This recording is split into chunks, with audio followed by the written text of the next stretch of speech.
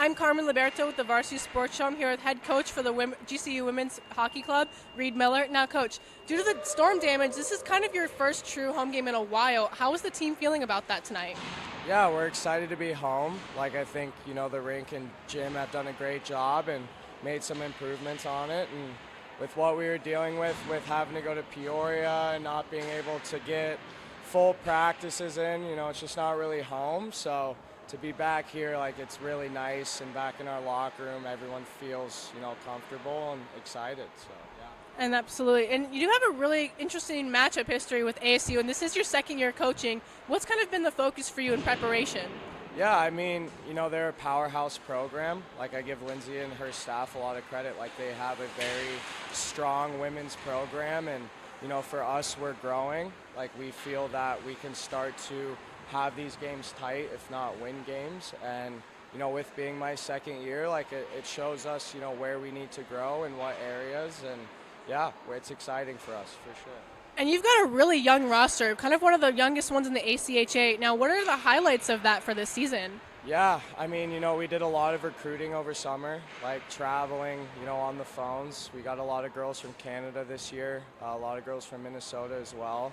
A few to watch is, Abigail Brigg, we got Bridget Graybill, Annika Olsen, which is our starting goalie, and she's really killing it right now. So, yeah, I mean, I can really go down the list, but that's kind of, what you have to do to make a program grow. Yeah. And that was Coach Miller for GCU. Awesome. Thank you so much. I'm Carmen Liberto with the Varsity Sports Show. I'm here with head coach Lindsay Ellis for ASU Women's Club team. Now, Coach, you've had a tough schedule this season. You've been on the road for almost 5 straight weeks. How does it feel to be back local team in a rivalry matchup today? Yeah, I think it's great to be home, and, everybody can sleep in their own beds. It certainly makes a difference. And, being all season on the road, I mean, we probably faced more adversity than most teams in the league. So I think we're doing well, and, yeah, I think it's great. Absolutely. And, despite these recent losses, what's going to be going into the emphasis tonight? Yeah, I mean, just play to our potential, use our speed. I think, playing so many games in a short amount of time, we really figured out our weaknesses. So, yeah, I think tonight, we worked on a lot and we'll be better. And you have quite the interesting history going along with this team. Over 9 straight games you guys have won for the program, and you guys play them tomorrow even. How do you feel going into this matchup history? Yeah, I mean, I guess I didn't know that. I guess I didn't keep track. But, yeah, no, it's great. And, they joined the year right after us, and it's always been a good rivalry game for us, good hard competition, so it's always fun playing them. And that was Coach Ellis for ASU. Thank you so much. Welcome in, ladies and gentlemen, to Arcadia Ice Arena here in Phoenix, Arizona. My name is Jesse Davis. I'm joined alongside my broadcast partner, Ethan Troll. And Ethan, great to be with you here tonight calling this game. We have some Division I women's hockey action. Grand Canyon University taking on Arizona State. First thing, how excited are you for this matchup? Well, I'm pretty excited considering that the last game that you and I commentated, it was the boys, and that was a very physical matchup overall. And I'm expecting it from the ladies here tonight as well, especially considering that these are two schools that have known each other very well. Their first meeting was back in 2017, and they've matched against each other at least 4 times this season. And when it comes to the overall record, ASU is completely dominated with 29 wins, 5 losses, and 2 ties since that first meeting. They're currently on an 11-game winning streak versus GCU since February 10th of 23. 60 goals to 11 allowed, which is absolutely crazy. And for sorry to interrupt, but for GCU's last win versus ASU was back in November 5th, 2022, 4-2 score. Yeah, well, so it's been a while, but, this is a great opportunity, I think, for both of these teams. Like you just mentioned, ASU has had the better of Grand Canyon in this series. You talked about the 11 straight wins.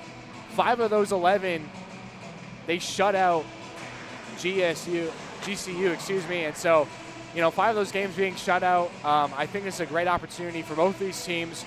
For Grand Canyon, they're playing in their home rink here at Arcadia Ice Arena, and that gives them a good advantage playing here at home in front of the home fans. And, I think we're in store for a great game. Both these teams very well coached, The Lopes come in with a record of 7-6. Arizona State at 5-6-1. And Ethan, now we're halfway through the season, getting to that middle stretch. These games start to really become important record-wise as we push into the new year and into the playoffs. Yeah, exactly. And considering for ASU and GCU, they only have, after tonight, one more game and two more games, and they're on a long break all the way up until January of next year. So they have to make these final games count, especially for GCU because they're 5th in their conference right now.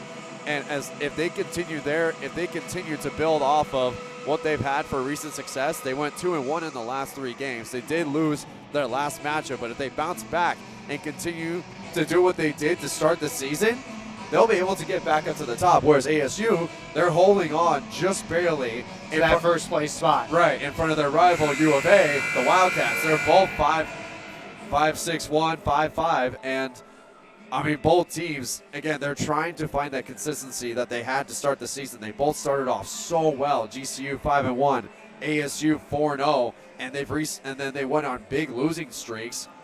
ASU with the 4-game losing streak. Yeah, 0-4-1 in the last 5. So yeah, they've got, both these teams need to be able to bounce back. So this is going to be a bounce back game for one of these squads.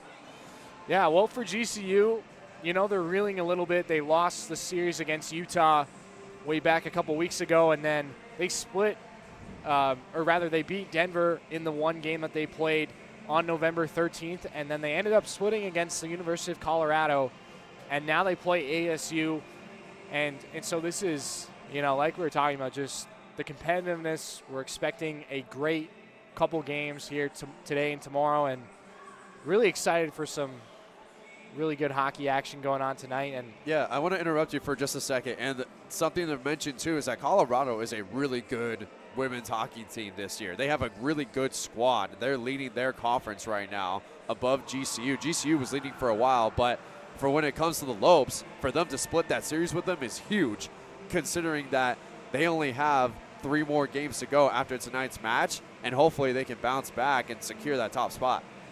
Well, you know, the interesting thing about the standings, looking at the Western Women's Collegiate Hockey League, is you look at GCU standings, they're tied for 3rd with Colorado State and Montana State sitting at 14 points. So this is an important series for GCU, right? If they're able to take both these games and maybe get a little bit of help, they suddenly have a chance at creeping into that first place spot heading into the new year. And as for ASU, like you said, Ethan, 4-0 in their first 4 games and now on a little bit of a cold stretch. They're looking to turn things around, and both of these teams really well coached. ASU, Lindsay Ellis, her 10th season as the Sun Devils women's ice hockey head coach. For Grand Canyon, it's Reed Miller in his 2nd season now with the club. Had a pretty good season last year by all accounts. Went 15-18 overall, so just almost at 500. But you can take a lot from that season heading into this season. And, you know, I know Vince was talking to Coach Miller earlier this week, and, you know, some of the things that he was talking about is the difference between coaching men's Division II versus women's right now, and how the communication is the biggest thing. You know, they have a lot of sit-down interviews with the girls one-on-one, and he really stresses the importance of communication and says that his team is very engaged. They want to know how they can get better night in and night out, and that's what makes them such a great hockey team. And then, of course, for Coach Ellis and the Sun Devils, her being in her 10th season, I mean, she brings a wealth of experience, right? She's been there, done that, and all of that transpires into her team. And, you know, I think I'm just really looking forward to this matchup. It should be a defensive game.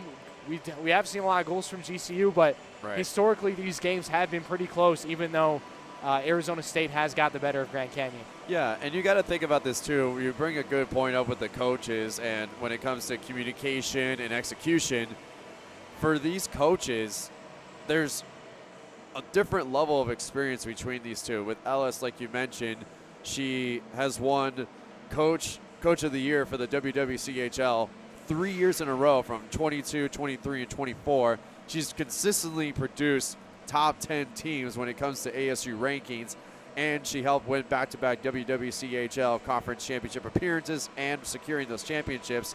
And in 23, they went 18-0 in the conference. So she's got a lot of experience there and a lot of success, whereas for Miller, like you mentioned, in his second year, he played in the NCDC. He was an all-star in the second season, and he coached a ton of different levels with the men's in all divisions. Right. So you've got two different approaches here for this game. So it's going to be interesting to see who's going to be more successful, basically the young gun versus the veteran in Ellis.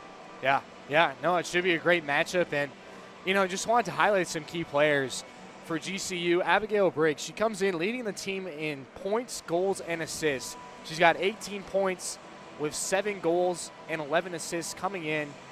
Just what a player she is and how important she is to this Lopes team. And then for ASU, it's a tie for points between Rianne Powell and Kylie Label, both at 7 points coming into this game. So those are some key players for ASU. Look for Abigail Briggs for GCU. And our goaltenders, Annika Olsen for the Lopes and Quinn Eatinger for ASU, both having incredible seasons. Eatinger for the Sun Devils, 1.71 goals against average, and Olsen for Grand Canyon, a 2.13 goals against average. So I think we're in for some great hockey, and look for those key players here tonight. Well, for Abigail, I mean, come on. It's not even just a key player for her. She is the all-star of this team and this game overall. Like you mentioned, she's leading in points, goals, and assists. There's not many hockey players. Crown. There's not many players that do that at all, at any level of hockey. And then, as you mentioned, for the points and goals for ASU, it's nothing. It hasn't really been anything compared to what GCU has been able to do this season, because they have 4 players that have 6 or more goals. So when it comes to GCU's firepower, they got to start off fast if they want to be able to bounce back against their loss last week. And for ASU, the same thing. They can't start off slow. They've got to be able to get aggressive early in the game. That's how you win. That's how you win any kind of game, is to be aggressive and up front and get into the defensive zone for each team. Yeah. Well, you mentioned for GCU, 4 players with 6 or more goals. They also have 4 players in double-digit points. It's split between Jenna Sorensen, Sophie Armit, Haley Gray, Alyssa Volman, and Abigail Brigg, all with double-digit points. So they have a lot of big-time players, and so we're expecting a great matchup here tonight. Once again, here at Arcadia Arena in Phoenix, Arizona, for some Division I women's hockey. Grand Canyon taking on Arizona State, a historic rivalry. GCU looking to slay the dragon, so to speak, right, and get back on track against a good rival in ASU. My name is Jesse Davis, joined alongside my broadcast partner, Ethan Troll. We have our great crew working here tonight for you. Leading things off, directing is Andrew. On cameras, Jordan and Niall. Our field correspondent, Carmen. And social media, Gina. So thank you to our crew. Thanks for everyone for tuning into this game tonight here for the Varsity Sports Show. And we're excited to bring you some women's hockey. Yeah, absolutely. And something to mention about GCU, too, is that they came into the preseason ranked 20th. And so far this season, they were ranked the highest at 15th in the NCAA overall. But because of that 4-game losing streak, they haven't been able to get ranked since, even when splitting that series with Colorado. They've got to be able to consistently win in order to be ranked, whereas for ASU, in the preseason, they were ranked 14th, and the highest that they've gotten so far this season was 7th with how great they started. And because of the losing streak that they're on, even though they've been losing, they're still currently 7th, mostly because of the opponents that they face. So when it comes to them being able to, again, find that way to bounce back, especially against an opponent that throughout their history, they've been able to dominate. But again, this GCU team is I wouldn't say very different. I looked at a lot of film for both of these squads, and they play in such similar styles. But again, the outlier is GCU's explosive offense. But can they break or slay the dragon, like you mentioned, to be able to get their first win and break from that last loss. Yeah, well, the biggest thing is pressure. Pressure turns into mistakes, and you got to capitalize on mistakes. As we get going through this game, you can imagine the fatigue factor is going to factor in for both of these teams, and so it's really going to be about playing sound hockey, sticking to their systems, and doing what they know works best. As we get the Zamboni going for a couple more loops. We just had the players finish their warm-ups. We got about 5 and some change left before puck drop. You know, another thing to point out too, outside of hockey, is there's a lot of high school football matchups tonight. Quarterfinals. You have the 1A state championship happening tonight. We've also got a couple of 2A and 3A semifinal matchups happening. So there's a lot of sports going on tonight, and it's pretty cool to see. Especially one key matchup you want to look forward to is number 5 Brophy Broncos versus number 4 Chandler Wolves. Like, that should be such a great game. Yeah. Well, playoffs is in full swing, and man, what better time of year, right? You're getting down to the last couple weeks. You mentioned Brophy, Devin Fitzgerald, what a team they have over there. And so a lot of good sports going on, high school, college. We got everything as we wind down into the new year. So we're going to take a short break. We'll be back next with puck drop here on the I'm Varsity Carmen Sports Liberto with Show. the Varsity Sports Show. I'm here with head coach for the GCU Women's Hockey Club, Reed Miller. Now, Coach, due to the storm damage, this is kind of your first true home game in a while. How is the team feeling about that tonight? Yeah, we're excited to be home. Like, I think, you know, the rink and gym have done a great job and made some improvements on it. And with what we were dealing with having to go to Peoria and not being able to get full practices in, you know, it's just not really home. So to be back here, like, it's really nice, and back in our locker room, everyone feels, you know, comfortable and excited. So, yeah. And absolutely. And you do have a really interesting matchup history with ASU, and this is your second year coaching. What's kind of been the focus for you in preparation? Yeah, I mean, you know, they're a powerhouse program. Like, I give Lindsay and her staff a lot of credit. Like, they have a very strong women's program, and, you know, for us, we're growing. Like, we feel that we can start to have these games tight, if not win games. And, you know, with being my second year, like, it shows us, you know, where we need to grow and what areas. And, yeah, it's exciting for us, for sure.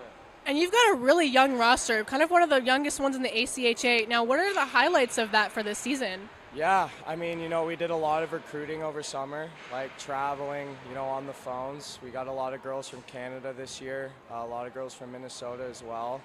You know, a few to watch is, you know, Abigail Brigg, we got Bridget Graybill, you know, Annika Olsen, which is our starting goalie, and she's really killing it right now. So, yeah, I mean, I can really go down the list, but that's kind of, you know, what you have to do to make a program grow. Yeah. And I was Coach Miller for GCU. Awesome. Thank you so much.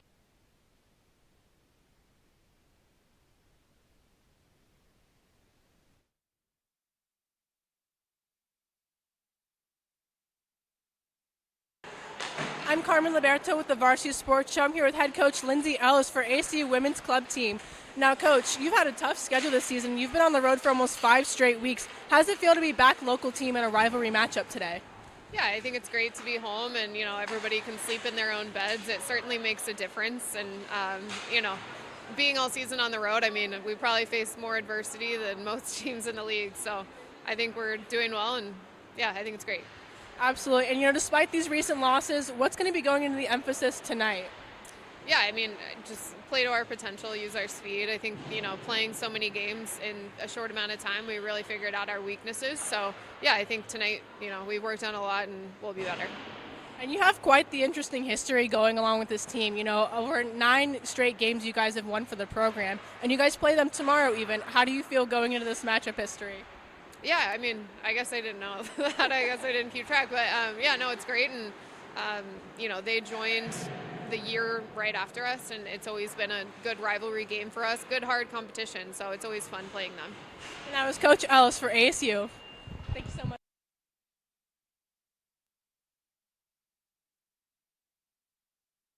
Hi, I'm Jasmine Dickmans here with the Varsity Sports Show. And this Friday, I will be at Yuma High School where the Gila Ridge Hawks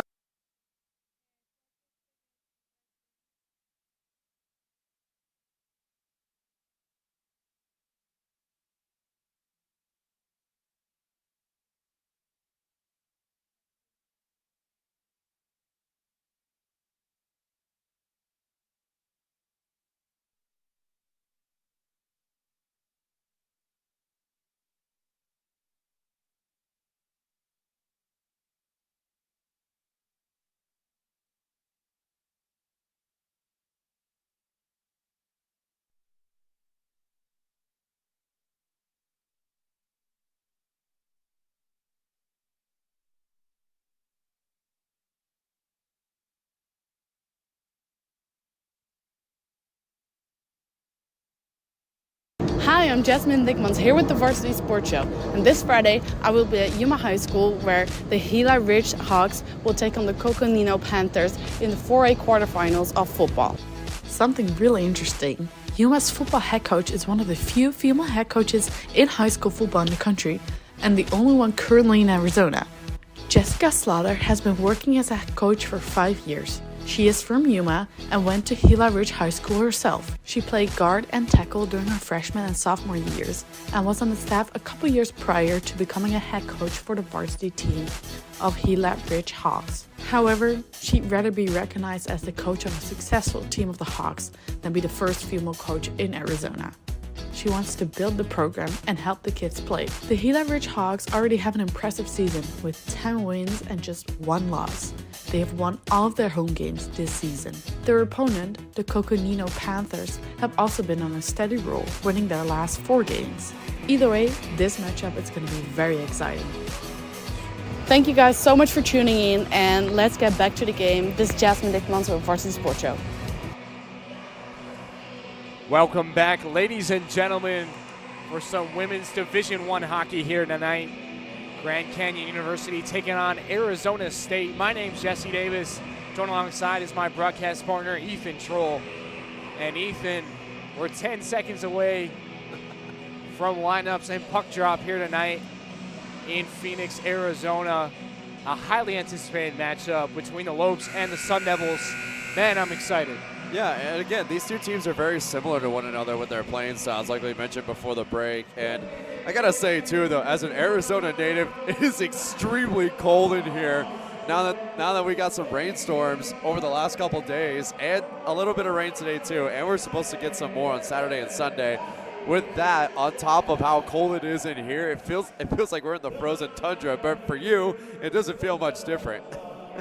Yeah, well, you know, I'm kind of used to the cold back up north, but it has been a little bit chilly. We've got a lot of rain, and we're not used to getting that much rain, I would say, in the last 2-3 days. It's supposed to continue, like you said, within the next couple of days. Monsoon season, I guess, in full swing.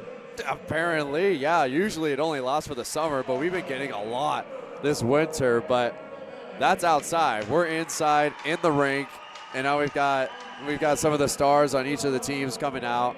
And again, there's a couple of big X factors tonight, but I really think what's going to stand out is which goalie is going to stand taller.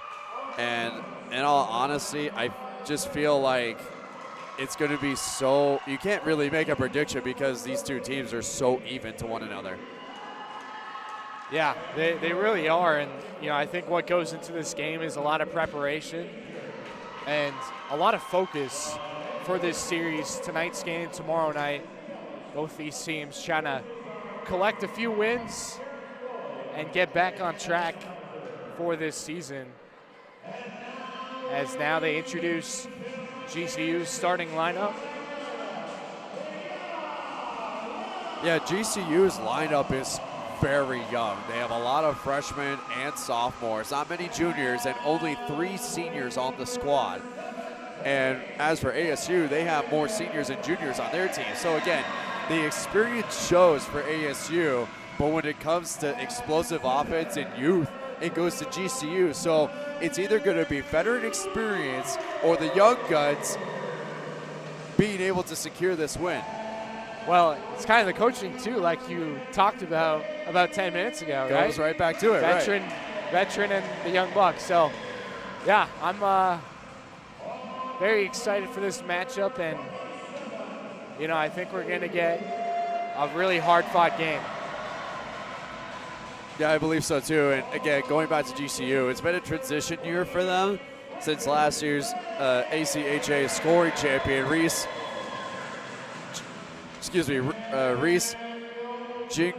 Gingrich, my apologies, and 4-year starting goalie Hannah have graduated. In fact, there's just 3 seniors, again, like I mentioned before, on the squad, and Jenna Sorensen has been a major contributor of the 3 before this season. So again, for GCU, it's kind of like they're a good team this year, but they're also in a transition year at the same time with all this young talent. And again, we'll see here in a bit if they're going to show. Well, I think it's a huge opportunity, right? You talk about the young players, and we're going to head to national anthem. So we'll be back shortly for.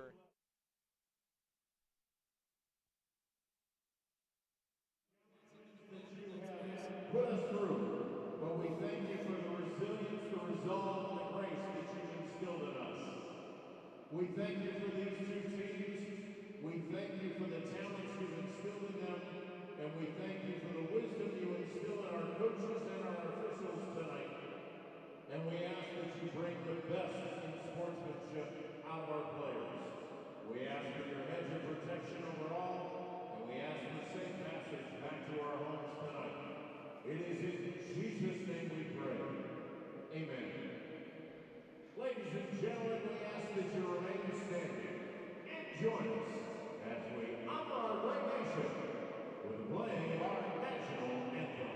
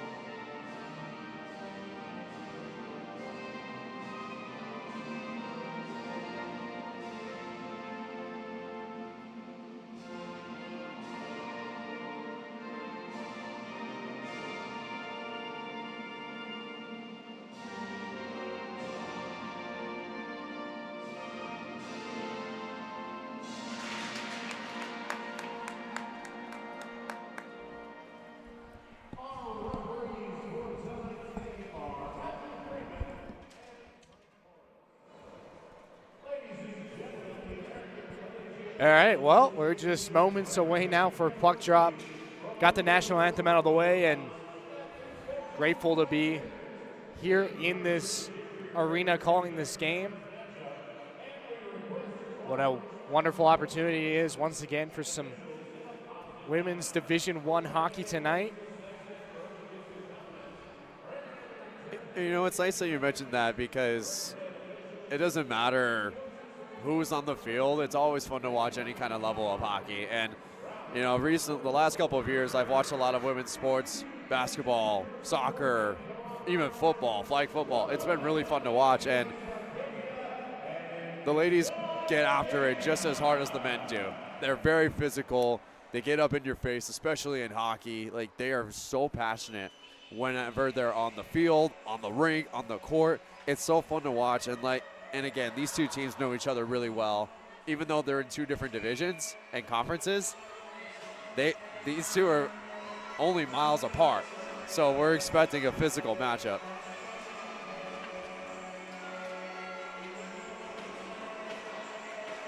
All right, well, here we go.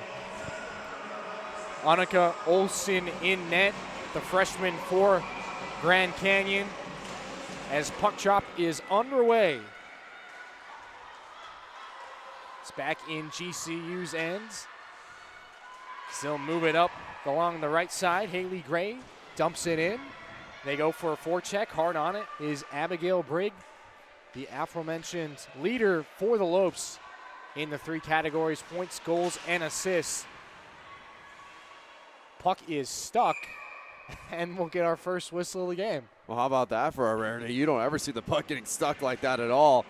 And getting back to that quick intermission, it's nice to see that ASU already on the puck drop started off aggressive, but GCU responded right back and brought the pressure. Now Arizona State working it up the close boards.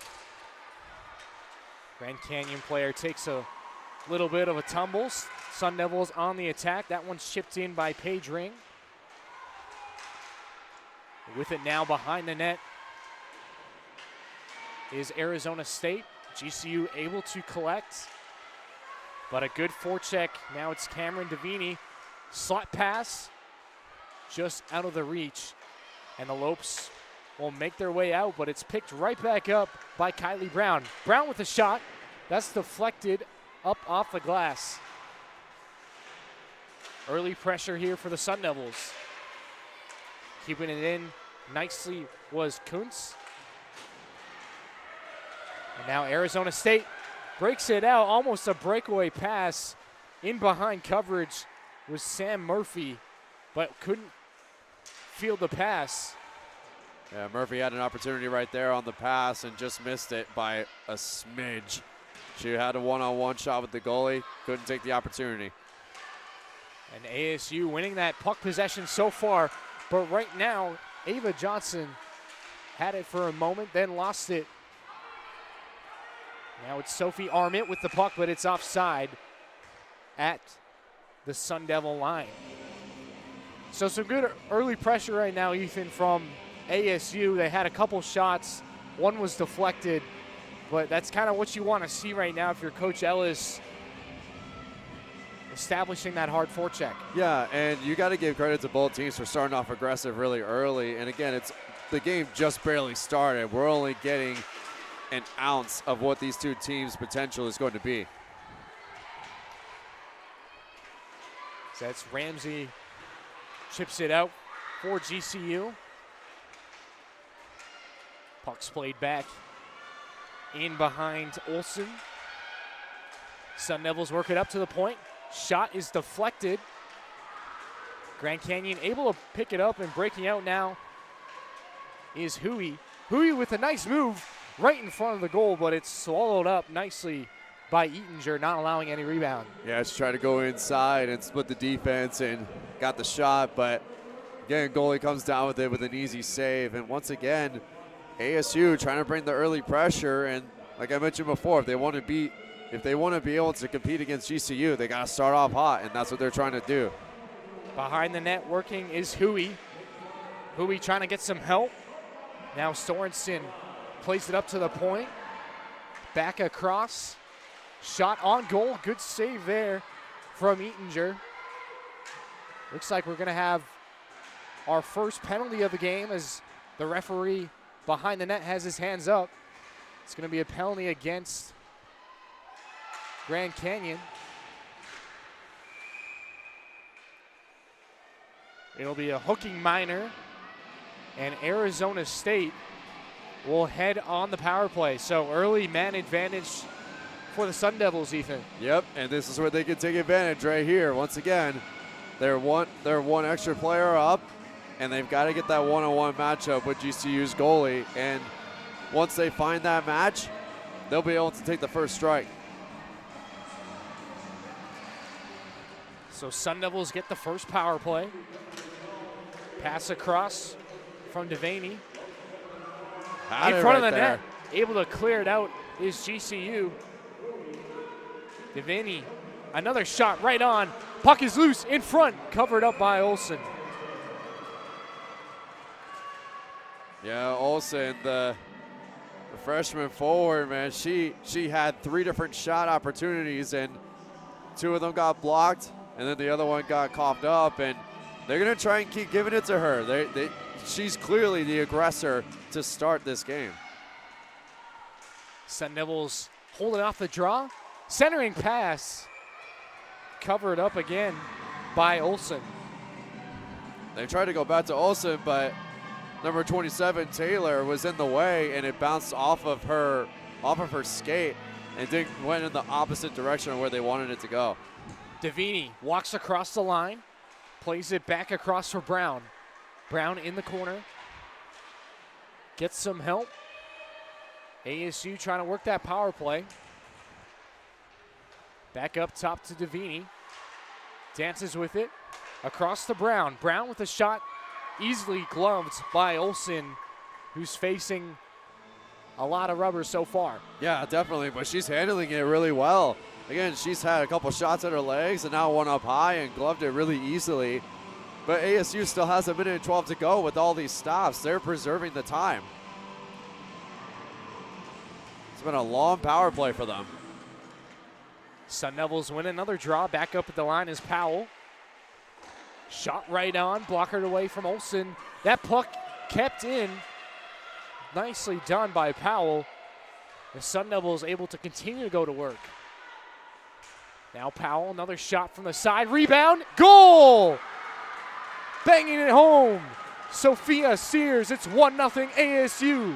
One deflection after another after another. That was the game plan all along, and that was just to keep hitting GCU with as many shots as possible. And then they finally got the deflection they wanted and took the opportunity to slam it right into the goal with the Sun Devils up early.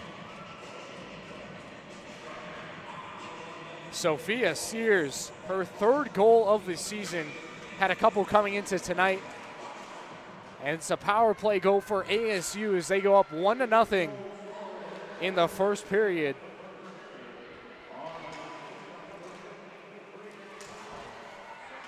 So we're just over 15 minutes into the game, but an early strike from ASU showing why they have been the dominant force in this matchup. Yeah, absolutely. And again, right back to where we were talking about in the pregame. Fast start, but now we have GCU now breakaway. A little break here for Gray. Gray poke checked away by ASU. Nicely done. Almost had an announcer's jinx right there. Jeez. Great timing. And now Briggs walks it. Shot right on. But covered by Eatinger. Wow. Briggs had a lot of room there. Oh, yeah, that shot looked like it nearly went in. It went off the post on the side, and then it got blocked, man. My goodness. GCU again with that open breakaway. That was a great job by Haley Gray there, number 10. And again, this young talent for GCU is showing off really well. But again, ASU showing the early pressure, so the Lopes have got to be able to respond. Now it's Grand Canyon working it along, trying to establish that forecheck. Good hit there, as looks like we're going to have a penalty. So maybe a bit too physical, as it'll be another power play coming up for the Sun Devils. 2nd in a row now. And Ethan, this game start to really slip away if the Sun Devils pot another one. Well, we've seen ultimate comebacks too. Again, it's only 1-0, but if ASU continues to get these power plays and capitalizes on almost all of them, or if not most of them, it's not going to be a good look for the Lopes. Falling with it, sliding it across. Arizona State maintains possession. Curling at the top is Brown. Shot just over Olsen. Sun Devils have it. They'll play it up to the point. Davini walks across the line. Back to Brown. Brown right on goal. Steered across by Olsen. Sun Devils working that power play. Another shot by Brown. Olsen doesn't know where it is. Puck's loose. Brown, a slap shot right on, held by Olsen. Anika Olsen, man, even though she's given up a goal, she's done a really good job at those shots now. And now she's starting to recognize, okay, they're trying to hit it off of me and then shoot it at me from a different angle. So now that she's recognized that, she's starting to see the patterns that the Sun Devils are trying to get around her. Puck is picked up by Powell, but it's poke-checked away. Nicely done Nice from win. Brigg. Brigg on the penalty kill for Grand Canyon. Trying to look for a shorthanded goal. Yeah, Briggs starting to get some fire in the team. She wants this spark to come through. Brigg with a hard forecheck. Trying to waste as much clock. 50 seconds left on the power play for Arizona State, their second of the game. Just over 13 minutes here in the first period. Is that one trying to be played in? A hard forecheck right now is Hui, not allowing ASU to break out of their own end. As they finally end up doing so, it's Draper. Draper curls back, plays it to no one really, and Grand Canyon's able to get it. And we're going to have a slashing penalty. It's going to be on Arizona State. So we're going to have 4-on-4 for 17 seconds. But another good effort from Hui drawing that slashing call, Ethan. Yeah, that, and you also got to give credit to the Lopes in general, and it all started with Abigail Brigg, again, bringing that early pressure to keep the puck on the other side, and then her teammates came in and said, okay, we're going to bring the pressure too, one-on-one matchups. Let's get aggressive, just like the Sun Devils. So a dozen seconds of 4-on-4. Davini on the right side, gets past the defender, gets past the hip check. Trying to work forward behind the net. Playing it forth is McGrath. Yeah, now it's GCU with the power play. Let's see what they can do here with a minute 30. That one is going to be offside. Had 2 or 3 skaters into the zone before the puck crossed. You can call it on just about anyone. Yeah, you got to be aware of where you are on the rink. And, you know, a lot of people get those offside penalties really confused. But, again, like you mentioned, there were so many players across the one side. You could call it on almost any of them.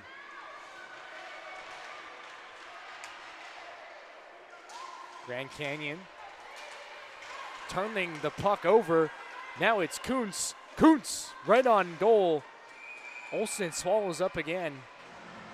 And she's had to face now her 10th shot of the game, and we're only 8 minutes in, Ethan. Yeah, again, this squad for the Sun Devils is getting really aggressive, and even though they're one player down on the power play right now, they're doing exactly what GCU did to defend ASU from the power play, and that was get up in your face and have the one-on-one matchups.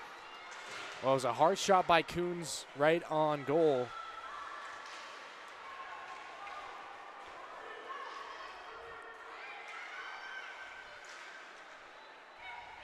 So Ramsey has it now for Grand Canyon, plays it up to her teammate Armit, now slides it across to Hewitt, who plays it back up to the point. That shot is blocked, but able to get right back on it now is Johnson in the corner. Johnson spins, plays it back to Ramsey, a hard shot, well wide of the goal, it squirts out. Now playing it is Bonello, down to the corner. Armit turning it over, and ASU will clear. 20 seconds to go on Grand Canyon's short power play. They'll try to get one more opportunity. Sorensen gets past the defender, dump and chase. Here come the Lopes. Sorensen, quick pass behind the net. And that'll do it, as now we're full strength. And now a potential breakaway opportunity, but not seeing it are the Sun Devils. They had a player in the neutral zone well ahead of everyone else. Now bringing it to center ice. Ooh. is McGrath. She'll play it in. Hard on it is Larson for GCU. ASU begins the breakout. A turnover at the red line. Coming in is Brigg. Brigg along the left side. Brigg protects. Another shot, short side. Blockered away by Eatinger. Puck squirts to the corner.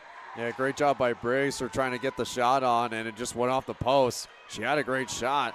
Just wasn't enough, not the greatest angle, and they couldn't capitalize on the deflection. That'll be a slash as the stick just disintegrates out of the hand of Kelsey Olsen. I mean, you're not going to get a more blatant slashing call in your life.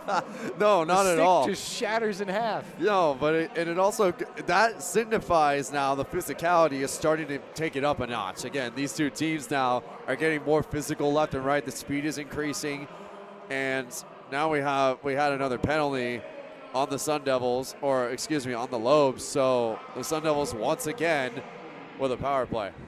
It's their third power play of the game now, Ethan, and we're only in the first period. You don't see that very often at any kind of level of hockey. So, again, but GCU has done a solid job. They're And now we have a breakaway chance for Brigg, but she shouldered off the puck just in time. Getting back was ASU. Otherwise, that could have been a shorthanded chance for Brigg. That's why I stopped talking, because I didn't want to steal your call. That's a short side shot. Played away by Olsen. Now Sun Devils work it around. Brown, centering pass. Good save by Olsen, and they score! Arizona State on the power play again as they pot their second of the game to go up 2-0. Yeah, not a deflection this time. They tried that and it didn't work, but this time what a job by Kelsey Olsen. Yeah, she did a great job, and be able to finish it off there. And once again, their passing scheme changed from a deflection to passing from one side to another, took a shot, and as Olsen fell to the ground, that's when they had their opportunity for a wide open net, and now we're up 2-0. So 2 power play goals for Coach Ellis's squad as another stick disintegrates right off the draw. For the Sun Devils again. Man, gotta check the sticks. Right? May as well add an extra layer onto it, because again, it's so cold in here.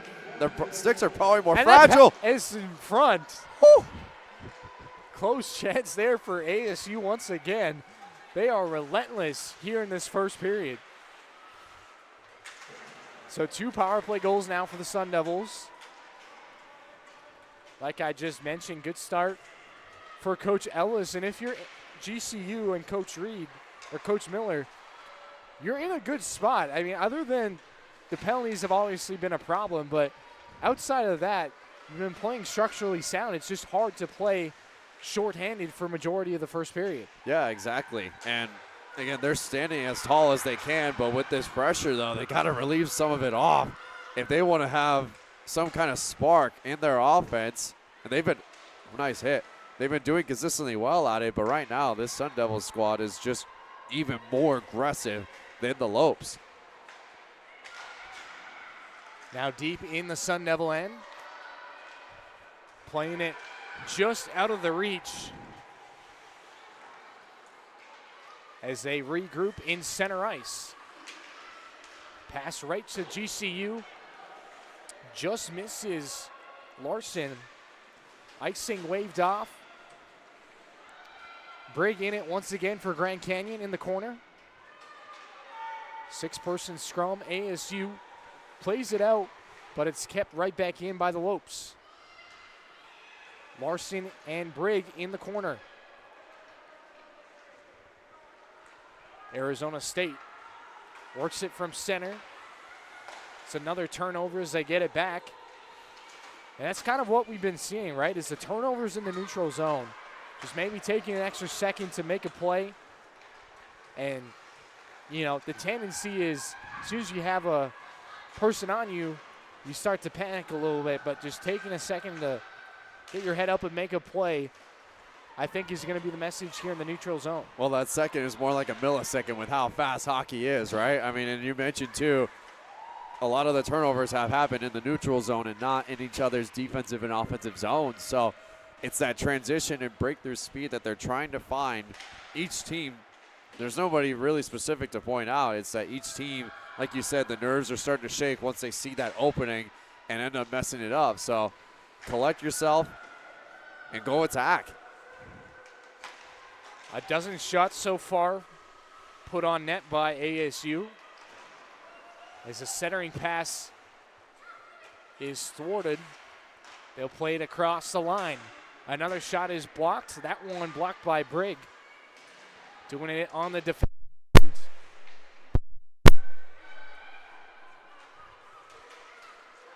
So puck still at the line. Played back down by Gervais. Now intercepted, Davini right on goal, a breakaway move, scores! 3-0 ASU, Cameron Davini. Cameron Davini took the opportunity to break through, split the defense, waited just a couple seconds, and then took the shot. Now up 3-0. And this first intermission, I'm amazed of how quick this ASU Sun Devils team is right now. If they keep this up, this game, they're on pace to put up over 10 goals in this game. What a job from Davini potting that goal. That's her second of the year. Yeah, her second of the year. So now it's 3-0 Sun Devils. Here they come, right back at it again. Centering pass. Man, the Lobes are just getting absolutely pressured, and now we have a player getting slammed on the side of the wall. Man, the Sun Devils, they are lighting up more than just sparks. They're setting the place on fire. ASU works it back up to the top. Shot doesn't get through. Another opportunity now as it's Bryn. Brienne working along the sideboards. It gets played back behind Olsen. The Lopes looking to relieve the pressure. They will make it out of their end. That's a good pass right in the neutral zones. Johnson, but she gets squeezed off the puck. Arizona State plays it back up now through the neutral zone. Had a 3-on-2, but now it's picked up once again by Brown. And a quick shot taken there by Olsen. Just a flurry of chances right now, even for ASU. It looks like they're almost in another gear. Yeah, honestly, it's hard for me to describe, again, just because they're playing so fast, they're playing super aggressive, and they're sick and tired of losing. They've lost the last 4 in a row, and this is them letting out their frustration. But again, like I've mentioned in many games, it's not about how you start, it's about how you finish. But if the Lobes want to come back in this game, they have to match exactly what ASU is doing, and that's getting aggressive and taking as many shots as they can.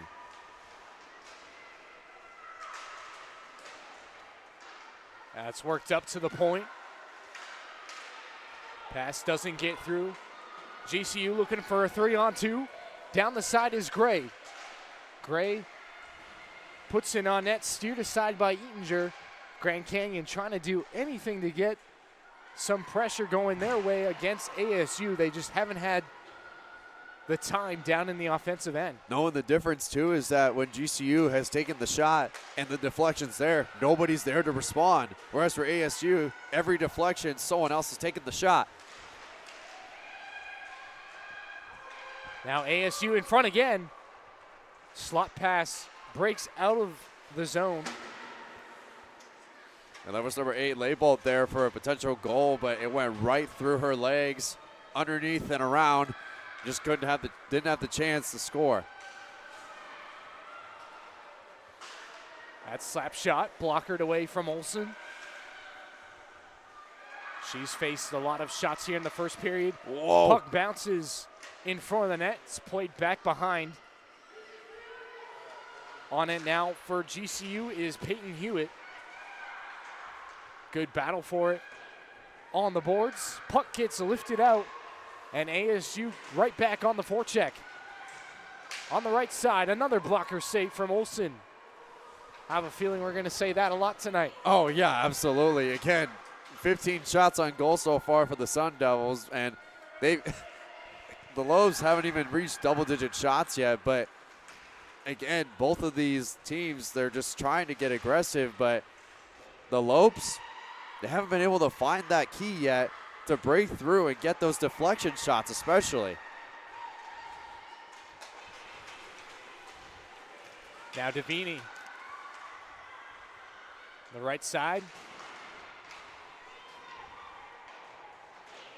Streak pushes it down behind Olsen. Trying to chip it out is Grand Canyon. ASU not allowing them to do so. Played down by Ring. Pass out in front. But it's cut off by Arizona State. And the Lopes might have a little bit of a chance. Taking the teammate's stick there is Skooks. And now we're going to lose stick on the ice, so. Yeah, phantom stick. See if it can make a play. You know, the Phantom Stick is acting like a sixth player right now, staying in the back and making sure that ASU might not get another breakaway here. Now Skooks has it, dances, little spin move again. Looking for some support. Best shift by Grand Canyon so far. Shot, scores! Abigail Brigg, the leader for GCU, gets them right back in it. Good one to end nearly end the intermission with less than a minute to go. And how about that? Briggs, their best player, Triple Crown leader in all their categories. I mean, come on. She had the chance right there, just took the shot, and it went through two defenders to get right into the goal. She's been the big-time player that can make those kind of reads. If you give her those opportunities, she's going to get you back in this game. And now the Lopes are finally getting to say, okay, now we can really compete. What a huge goal for GCU, trying to break back into this game. That's how you do it. You're down 3-0, you get a goal with a minute to go. All of a sudden, you start to feel a lot better about yourself. And just like we were talking about, Ethan, what better than your leader to do it? Abigail Brigg coming through in the clutch once again to get her team back in it. Passing chaos in front of Olsen. Well, you had a three-on-two matchup right there. The Sun Devils with three, and Olsen, the fact that she fell straight down on the rink, it was still able to cover that up. Good job on her. The Sun Devils have owned the faceoff dot, winning nearly what seems like every offensive zone faceoff as they win another one. But now it's Sorensen with the breakaway. Sorensen, saved by Eatinger. What a save, as that one could have made it 3-2. Eatinger saw the puck right in front of her and reacted so fast with her left hand to glove that. Whew. What a save right there.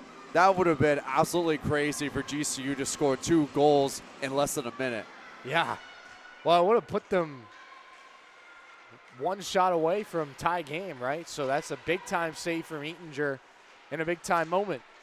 Grand Canyon now, half a dozen seconds to work. 5, 4, 3, and no shot attempt made.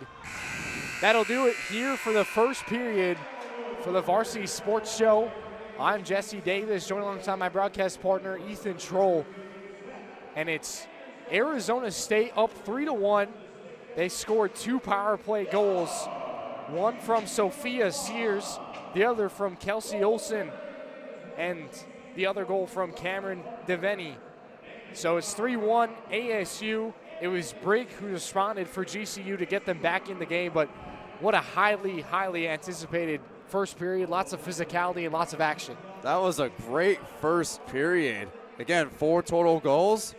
You couldn't have asked for a better one. As now we will take a little break and join you guys next for the second intermission here for the Varsity Sports Show. I'm here with Coach Miller after the first period of the game. Coach, that was a great first quarter. You guys finally got a goal in the last 53 seconds. What do you want to see more in the second quarter or second period? Yeah, we just have to be a little bit more focused on our forechecks. Like, we're overcommitting. You know, this is a team.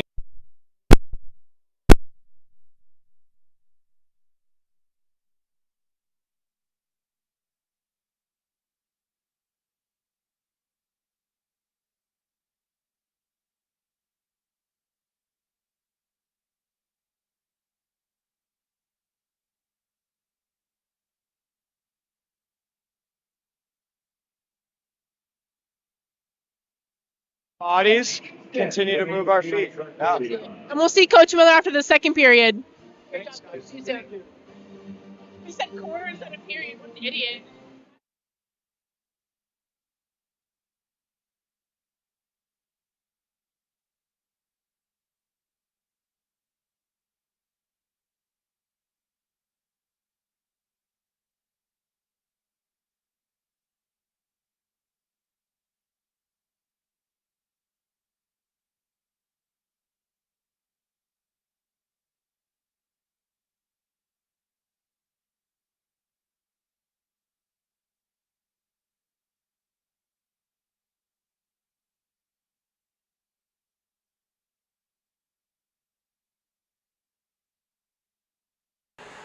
I'm Carmen Liberto with the Varsity Sports Show. I'm here with head coach Lindsay Ellis. Hello, folks. J.R. Lambright here, where Kilgore's Bulldogs delivered a commanding performance in the bi-district round. The Bulldogs romped past Little Cypress Mauriceville 61-14 to notch their 10th consecutive win and stamp their credentials as a playoff force.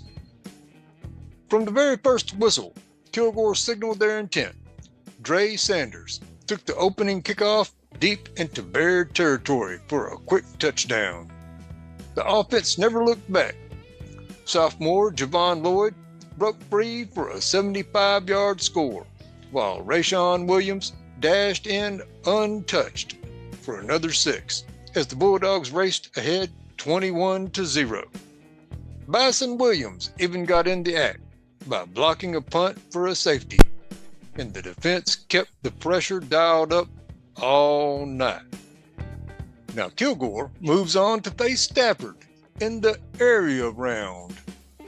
The Bulldogs come in favored according to computer models, but playoff runs in Texas demand more than stats on a page. Kilgore's depth, speed, and grit give them an edge, but November football often brings out surprises. One thing's for sure, Kilgore is battle-tested, hungry, and playing with a purpose. As folks around here know well, playoff time is when character shows up, and these Bulldogs seem set to prove theirs.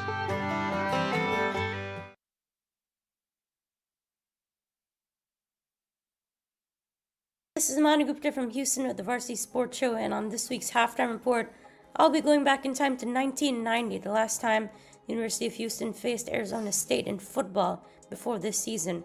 I had an interview with Houston's special assistant to the head coach, Don Landholm.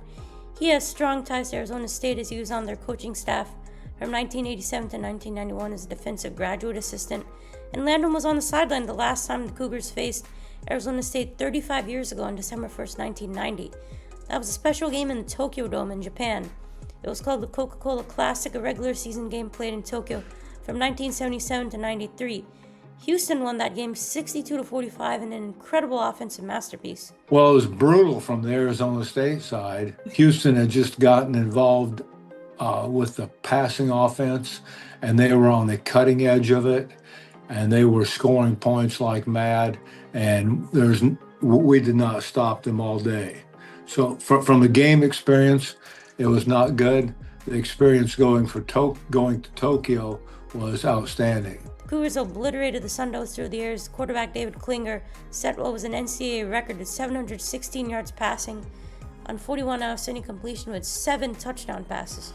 That record stood for 24 years until Connor Halliday at Washington State threw for 734 yards before Mahomes did it in 2016. 3 different Houston wide receivers crossed 100 yards. That included Manny Hazard with 201 yards and 3 touchdowns. We will be seeing these two programs face each other quite a bit now in the Big 12. The NBA has steadily continued to improve in popularity both internationally and nationally, especially here in Phoenix. But it's without saying that the NBA has a lot of great parts about it, but it has a few parts that could use some improvement. The NBA is a league I have always loved growing up. But as I headed to some basketball courts, I was very interested in hearing some other people's opinions on the state of the league. I think right now the marketing's at an all-time high. I mean, you've seen the NBA go to NBC, and I feel like it's really just thriving on NBC right now. I think the aesthetics of the game are really good. I mean, sneakers are in a good place. We just saw they're putting the finals logo back on the court, so I think that aesthetics are like really high right now. Others know some things they'd like to see fixed. I think the All-Star game is kind of messy these years, so the All-Star need to be like more competitive. And then I think there's like you just gotta play in the road game. You just gotta play like kind of like the old days when not all those calls like fouls being called. I would just say scheduling games, and then too, like a lot of times games are delayed like 4 or 5 minutes, and I know that's one thing that fans don't like, especially me, because like having to do stuff like in school it kind of ruins like loving watching basketball. So. The NBA is the most popular basketball league in the world, and hopefully we get to see a few changes that add to the already great game. I'm Matthew McCord, reporting for JMC 331 and the Varsity Sports Show.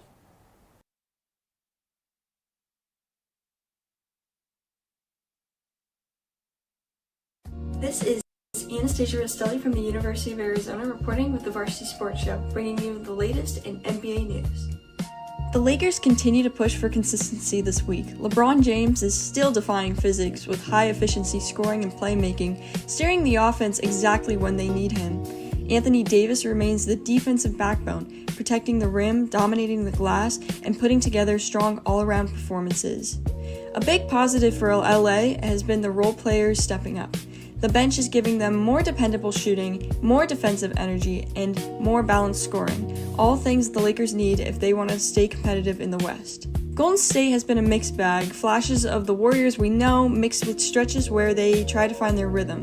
Steph Curry continues to be the steady hand, delivering efficient offense and keeping them in games with big shooting nights. While the team is still working on tightening rotations and getting more consistent defensive stops, younger players and bench pieces are stepping up with energy minutes and hustle plays. And over in OKC, the Thunder are proving once again why they're one of the most dangerous young teams in the league. SGA keeps putting up MVP-level performances, controlling games with effortless pace and elite defense. Chet Holmgren stretches the floor, protects the rim, and gives them a modern big that unlocks their whole system. Jalen Williams continues his rise with strong two-way play and big scoring bursts. With fast-paced, strong ball movement and an aggressive defense, OKC looks more and more like a legit contender each week. This is Anastasia Restelli with the Varsity Sports Show.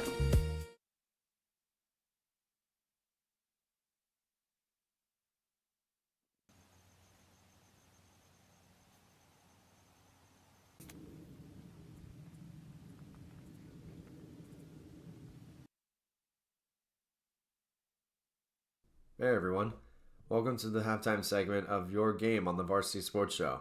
My name is Ethan Troll from the Arizona State University. Let's dive into the video. Girls high school flag football has slowly been on the rise for quite some time these last few years, now with over 105 schools and counting having a team. The AIA commenced playoffs and state championships starting in 2023 and currently have them for divisions 3A, 4A, 5A, and 6A.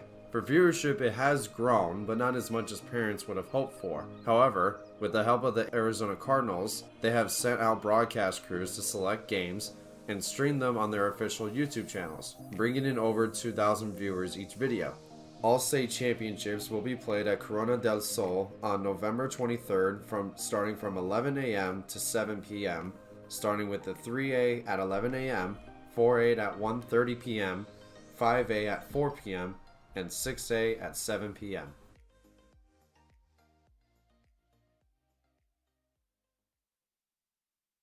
That'll do it for this segment on the Varsity Sports Show. Thank you all so much for tuning into the halftime segment. My name is Ethan Troll, and enjoy your game.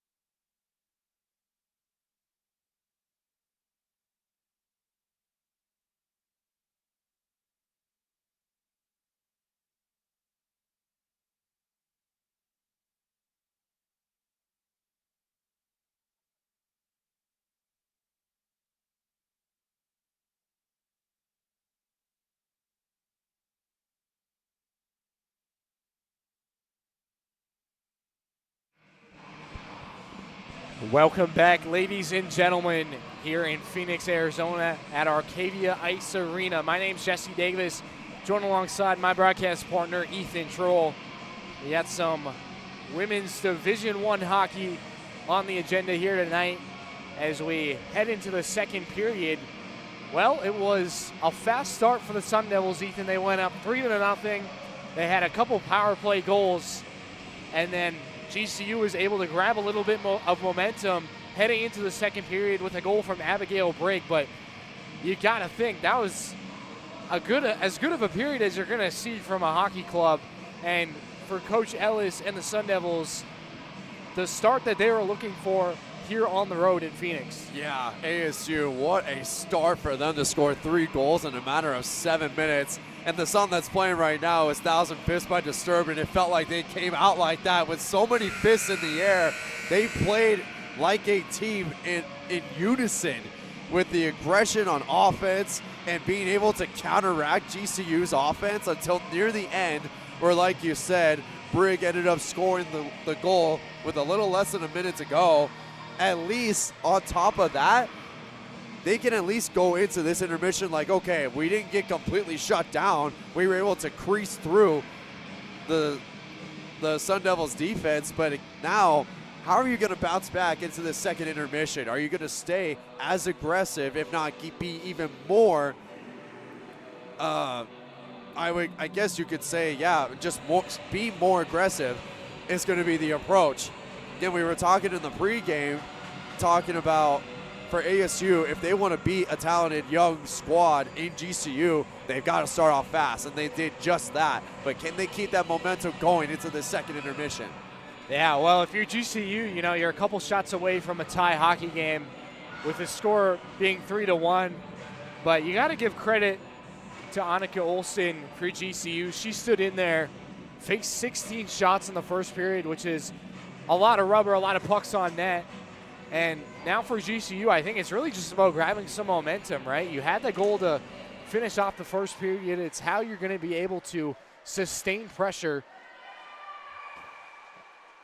As Olsen, speaking of shots on goal, 8 seconds in, she takes another one. Oh my gosh. I mean, again, that's not how you really want to start the second intermission if you're the Lopes, because you got to start off stronger on defense and already taking a shot. Like you said, 8 seconds in.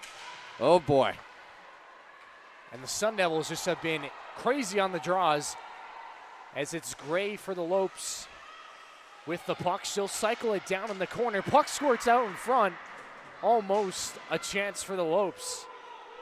And now it's Draper locking it out for ASU.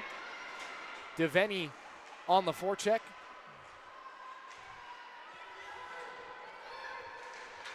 Now the Lopes once again had a chance to get a goal right there on the deflection and didn't take the chance there. Here comes Abigail Brigg, the goal scorer for GCU. Brigg with it. Gets stick checked right before the goal. Nice defensive work by ASU as Brown plays it behind the net. Pass up through the middle, off the stick of Ring. Offside. Warning from the officials. GCU able to clear that puck into the mesh and out of play. So Grand Canyon, 17 shots on goal. They're continuing to just fire pucks on net. And sometimes, Ethan, that's the best strategy. Try to fire as many pucks as you can and crash the net. You know, even if the goaltenders have a clean sight, it's always good just to put pressure on them. Yeah, and you know, you want to attack at all different angles too, and like you mentioned, taking those shots left and right, up and down, you got to be able to do that, because if you keep making the same shots over and over again, you're never going to score. Grand Canyon trying to look for their second goal. Now with it in the corner is Gervais.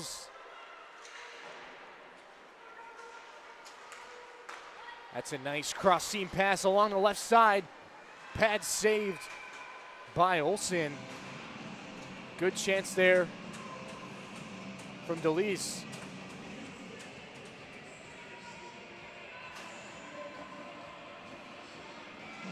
DeLise with a nice opportunity for ASU as they'll get another offensive draw. It'll be to Olsen's right.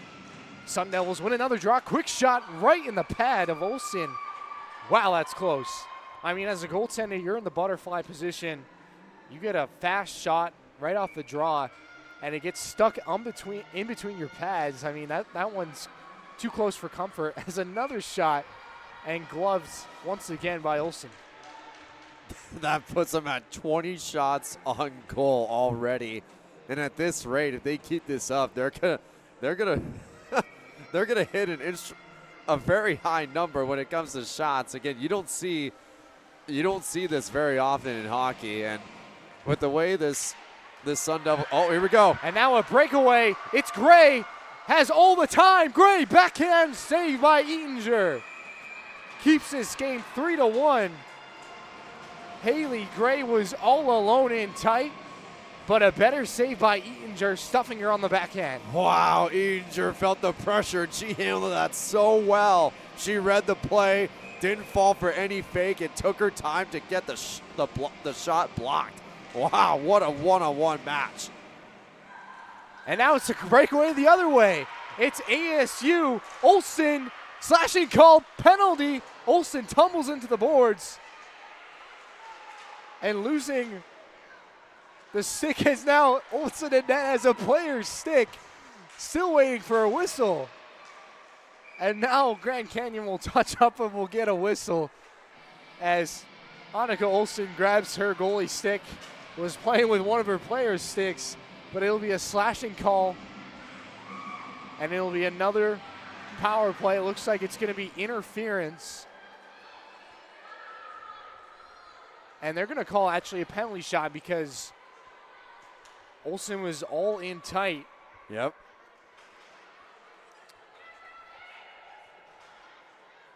but we haven't seen ASU done really well with these one-on-one matchups unless if it's a good deflection that leads to another person scoring. So now we'll get to see if they can really win their first one-on-one match with Olsen.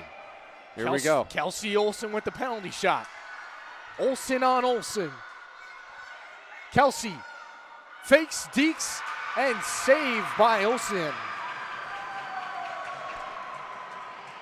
Well, how about that? Olsen on Olsen for a penalty shot. I mean, you can't even draw that up.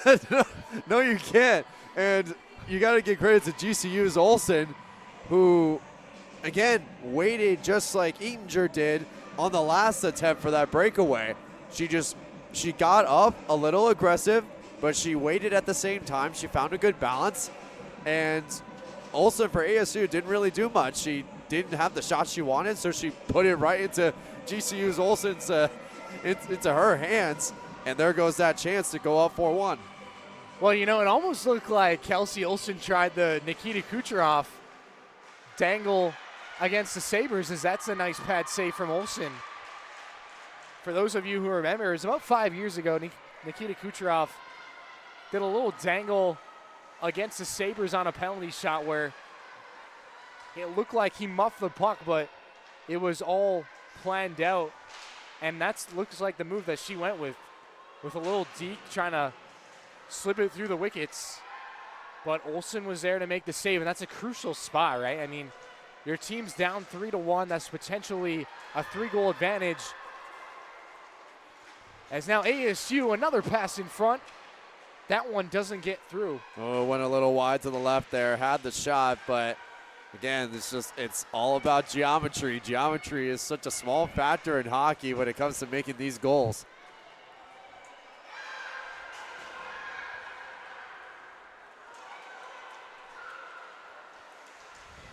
And now you're starting to see some great clears from both teams. Again, just getting out of their defensive zones. And now the Sun Devils, a 3-on-1 shot blocker save by Olsen. Off the ref, too. Bounced right off his head.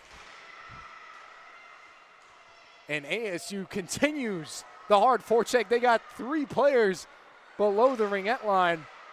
It's F1, F2, F3. And they're hard pushing right now against the Lopes, trying to look for that 4th goal. Down in the corner, working it is Gervais. Some help from Lavelle. Icing waved off, and Eatinger will hold. 15:40 left here in the second period. ASU out shooting Grand Canyon 23-10, holding that 3-1 lead. But again, you go back to the penalty shot, a big save by Olsen, keeping this game within striking distance for GCU. Yeah, and now you're finally, at least GCU has now hit double digits when it comes to shots. But again, you still have 13 less shots than the Sun Devils. Get on their level of aggression or more, and this will become a more even matchup.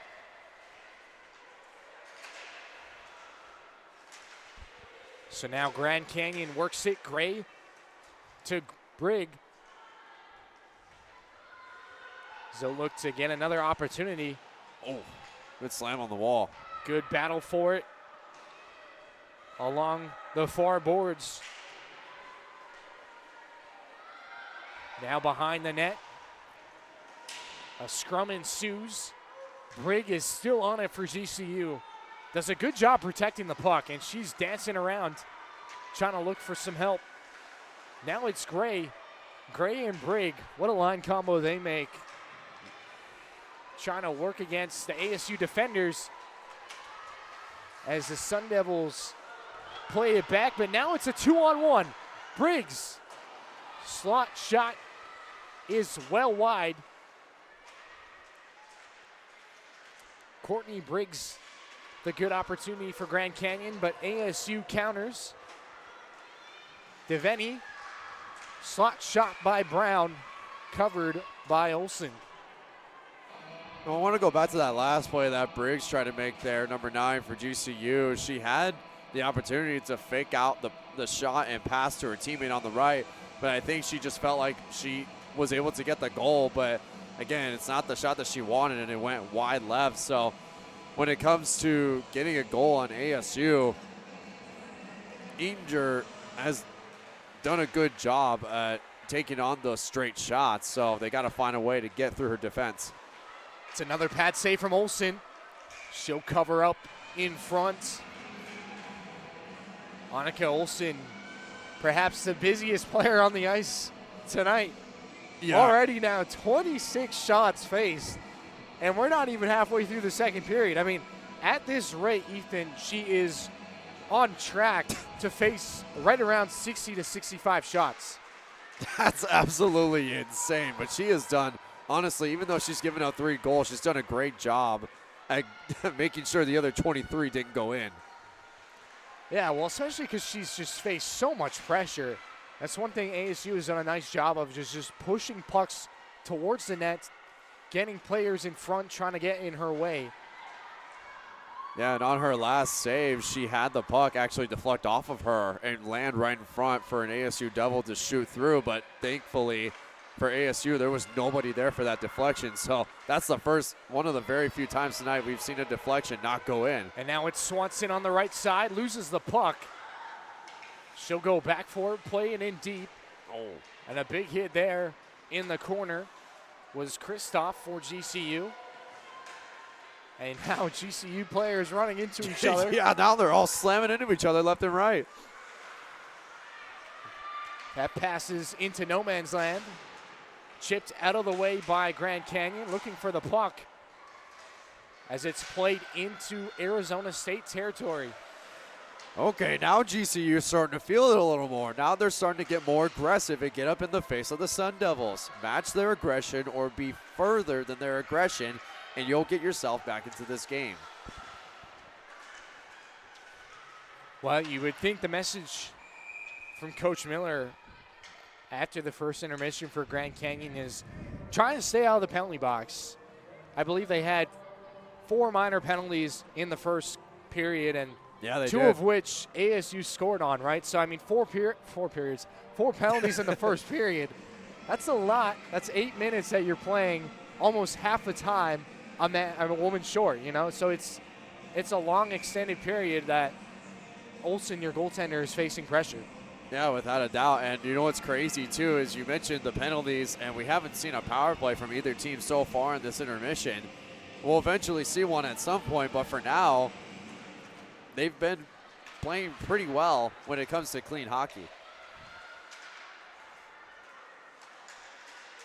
And now fight for it.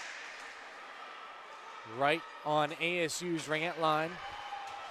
Now through the middle, past center ice.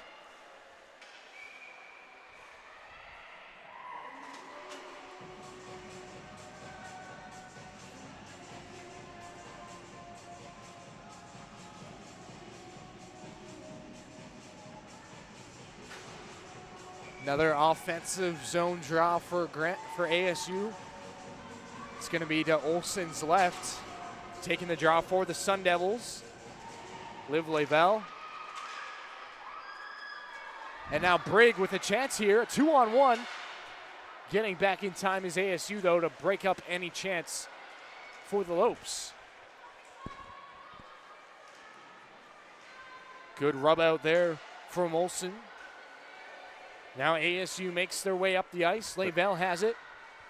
She gets tripped into the boards. No penalty on the play. Yeah, she got hit from behind on the back of her right leg. Surprised that wasn't called there. Sun Devils regroup and enter the zone. It's Sears. Remember, had the first goal of the game to open up the scoring on the power play for ASU. Sears trying to pinch the puck out. Good battle for it as it finally does get out to Brigg. Abigail Brigg along the left side. Tries to make a move past the defender. That doesn't work. The Sun Devils able to clear. Yeah, the passing play was set up there. Now it's Kooks. Nice pass to Devaney. Devaney, slot pass, and a shot. That gets deflected out wide, and another shot that Olsen did not see at all. Lucky that one squirted past, and now it's Leibold A little drag move to the middle, but that's broken up.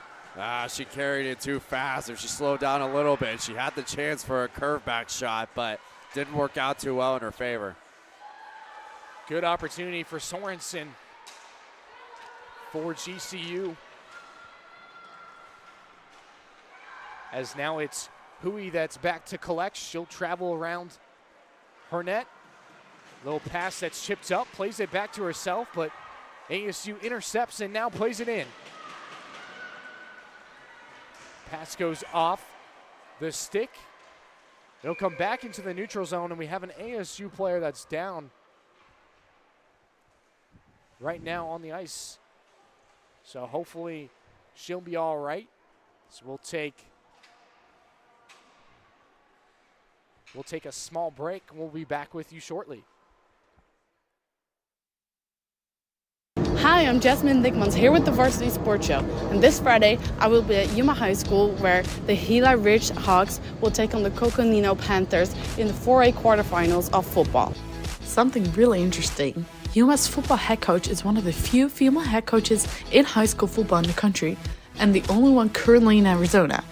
Jessica Slaughter has been working as a head coach for 5 years. She is from Yuma and went to Gila Ridge High School herself. She played guard and tackle during her freshman and sophomore years and was on the staff a couple years prior to becoming a head coach for the varsity team of Gila Ridge Hawks. However,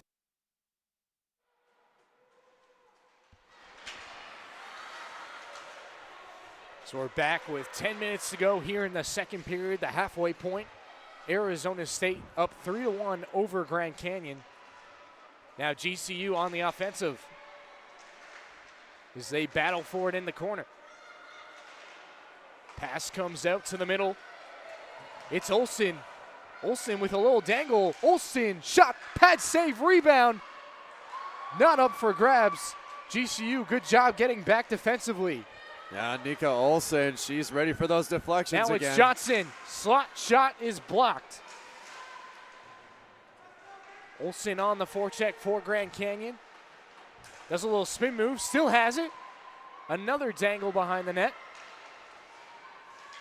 Grand Canyon has been effective when they got pressure. Slot chance denied by Eatinger. What a shoulder save.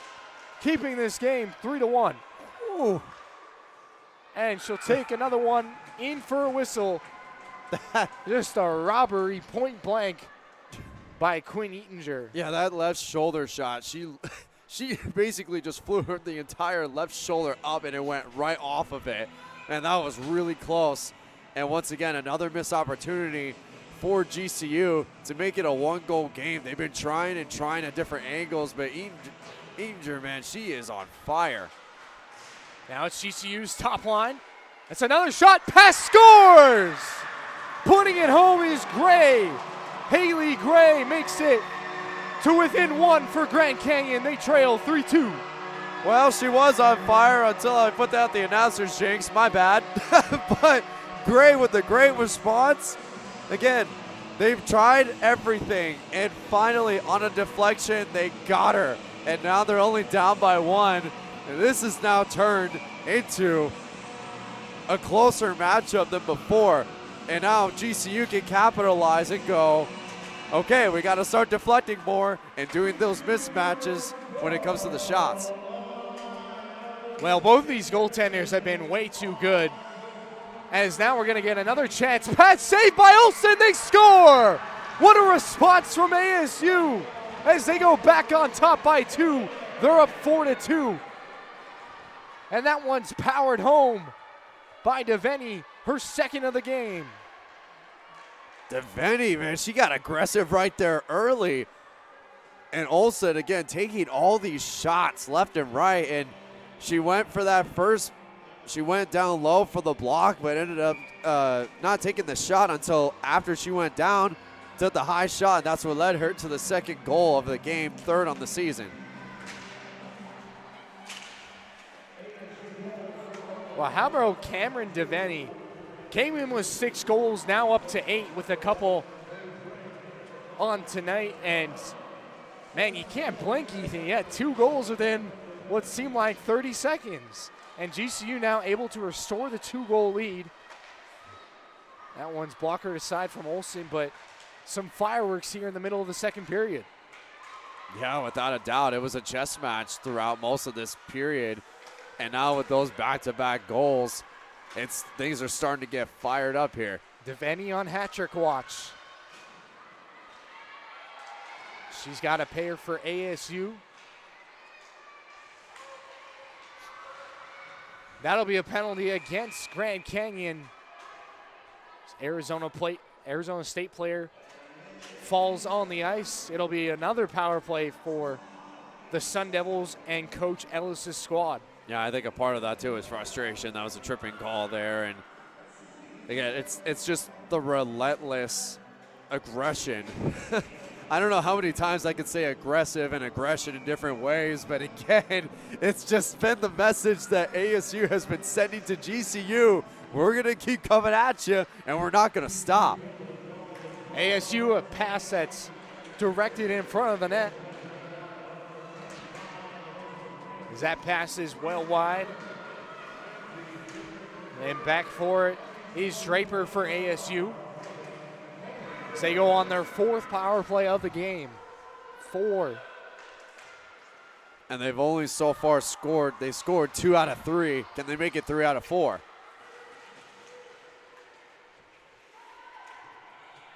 So just over 7 minutes here in the second period. A goal apiece for either side. Now ASU tries to add another goal for insurance.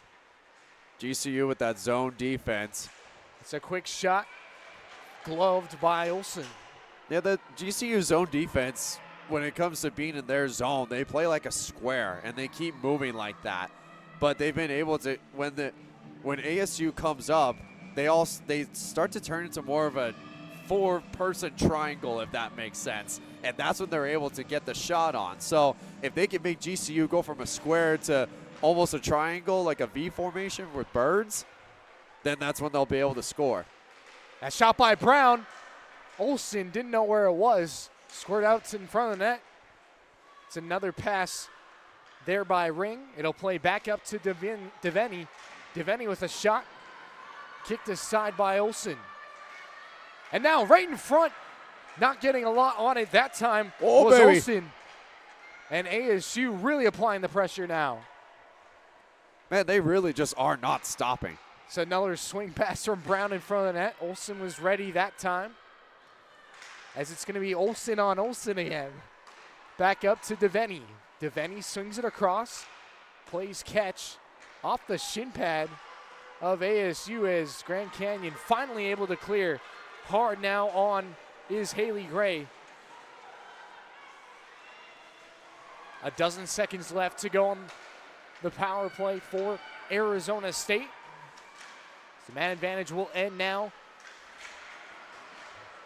Around the net. That shot is gobbled up by Olsen. It's behind the net now is the Lopes. Try to get back on the attack. So we're going to have a whistle here. Didn't see what the referee's call was. I mean, either way. As it is going to be too many men or too many women on the ice.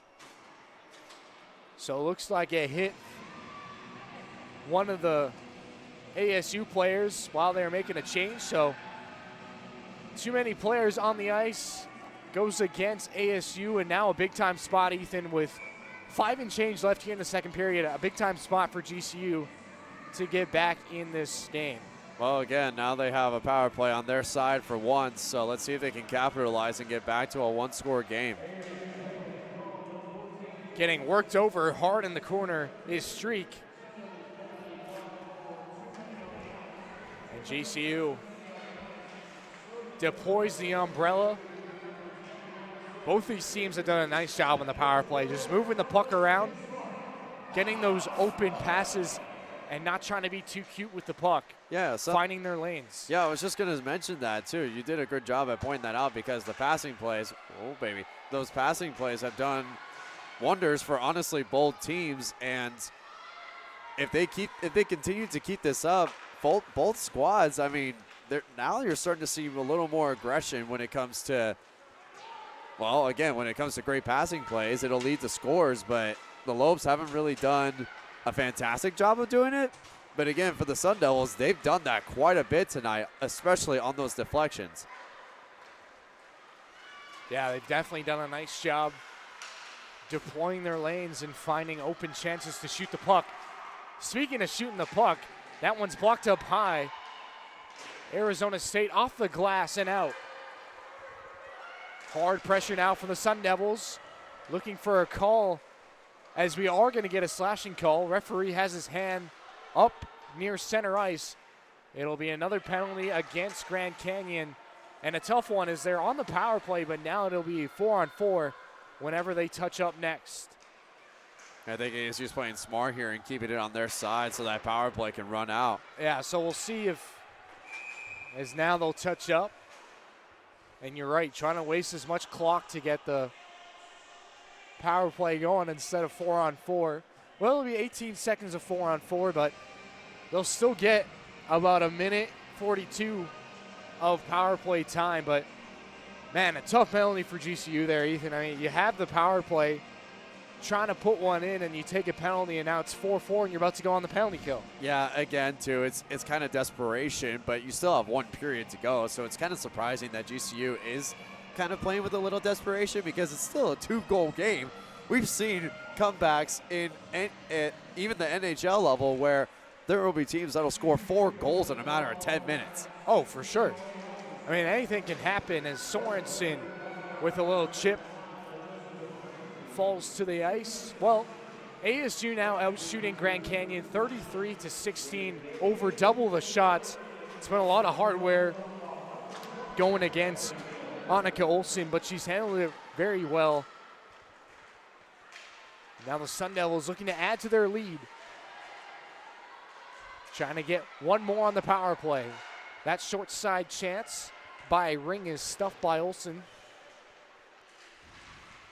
Well, one thing the Sun Devils have done well throughout this game is getting pucks on net and doing it fast. Not really caring what the angle is they're shooting from. Trying to find a way to just put it on net. Now up top, Devaney. Looking for a hat trick.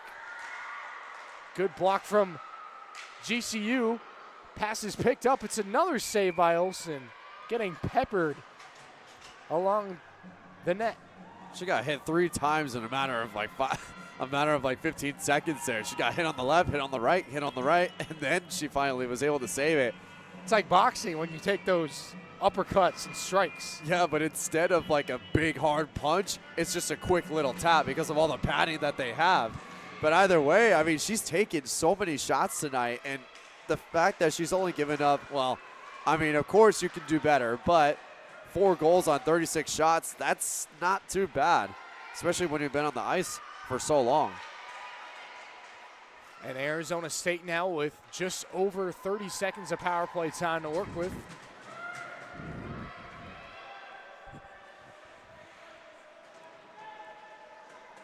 Now 2 minutes left in the game, in the second period rather, as it's ASU with a slot chance. Shot is high above Olsen. Ricochets around. ASU will play it back to the point. They'll slide it across. It's another shot. Pad save by Olsen. Playing the umbrella is ASU. Murphy rips one high and wide. Gathering the puck now is Powell. She'll play it down below for Sears. Sears on the forecheck, but the penalty will expire for Grand Canyon. So it'll be 5-on-5 full strength now for the last minute and a half here in the second. Yeah, GCU's Annika Olsen looking around after it got cleared. She's looking around like, am I good now? Like, she's been handling it so well. And now, hopefully, the Lobes can respond here with the pressure of their own. Devaney and Brown. Brown with it. Fakes the drop. Brown, shot wide. That's a tough shot to make behind the player, but again. Devaney cycles it. Now it's Briggs with a chance on the right side, but cut off by Deliz. Now it's Ring with it. Ring gives it up to Briggs in the feet. Sun Devils get it out of the zone. Brown has it again on the left side. Looking for a trailer. She'll stop, pull up. Well, they've got 35 seconds to capitalize. Bring on the pressure. Sam Murphy on the attack for ASU. Walking the line. Pass back up to Devaney. Didn't get much on it. It's another shot in front of the net. I don't think Olsen saw that one. Delis plays it across. Dozen seconds to go here in the second period. Grand Canyon player falls to the ice. One last rush for ASU. It'll be dumped in, and that'll do it here for the second period. Well, it's Arizona State up 4-2. Both of these teams score a goal here in the second period. ASU holds a 2-goal lead heading into the third period. Once again, I'm Jesse Davis, joined alongside my broadcast partner, Ethan Troll.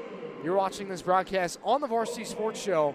We'll be back for third period action shortly. Stay tuned with us.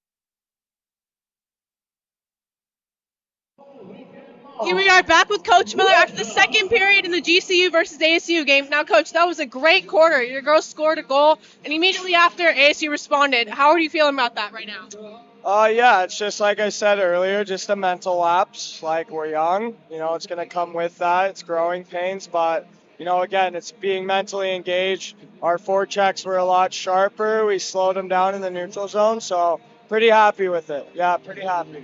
And how do you feel going into the third and final quarter with the score being 2-4? Yeah, no, it's great. I mean, it's a big adjustment from, what we've done in the past, and yeah, I'm happy with everything I'm seeing. Yep. And we'll see him after the third period. Thanks, guys.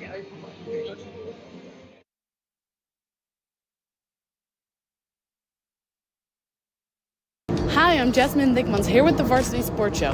And this Friday, I will be at Yuma High School where the Gila Ridge Hawks will take on the Coconino Panthers in the 4A quarterfinals of football.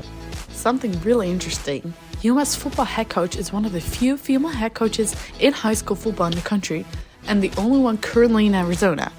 Jessica Slaughter has been working as a head coach for 5 years. She is from Yuma and went to Gila Ridge High School herself. She played guard and tackle during her freshman and sophomore years and was on the staff a couple years prior to becoming a head coach for the varsity team of Gila Ridge Hawks. However, she'd rather be recognized as the coach of a successful team of the Hawks than be the first female coach in Arizona. She wants to build the program and help the kids play. The Gila Ridge Hawks already have an impressive season with 10 wins and just 1 loss. They have won all of their home games this season. Their opponent, the Coconino Panthers, have also been on a steady roll, winning their last 4 games. Either way, this matchup is going to be very exciting.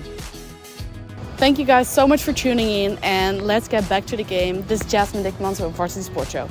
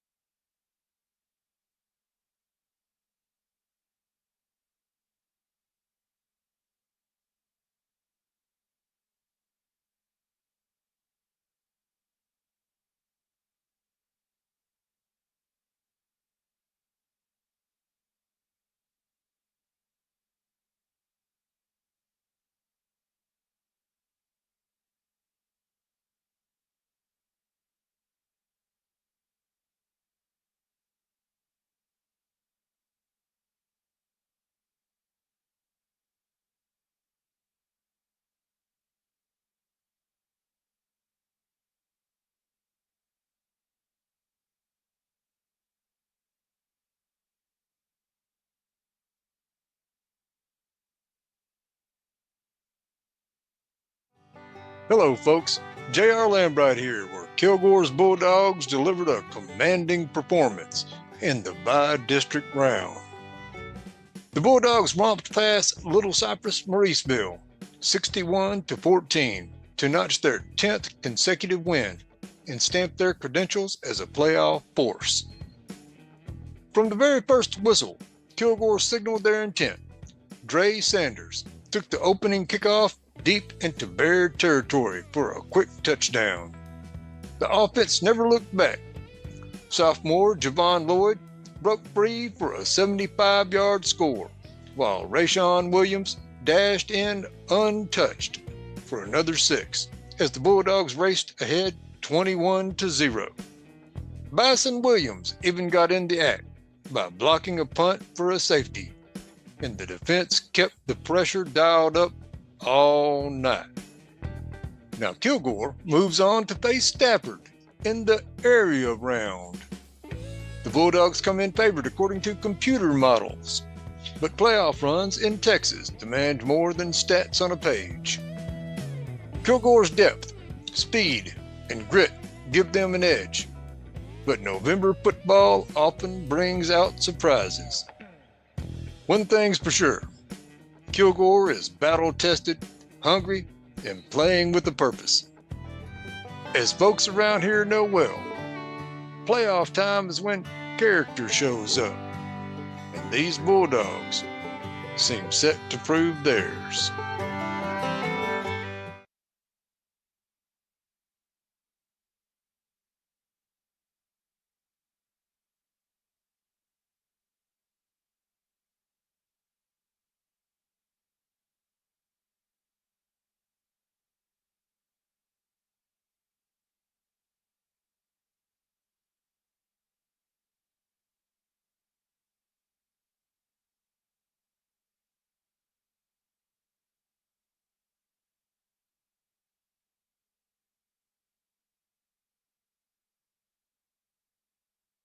This is Manu Gupta from Houston with the Varsity Sports Show, and on this week's halftime report, I'll be going back in time to 1990, the last time the University of Houston faced Arizona State in football before this season.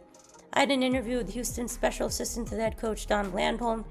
He has strong ties to Arizona State as he was on their coaching staff from 1987 to 1991 as a defensive graduate assistant, and Landholm was on the sideline the last time the Cougars faced Arizona State 35 years ago on December 1st, 1990.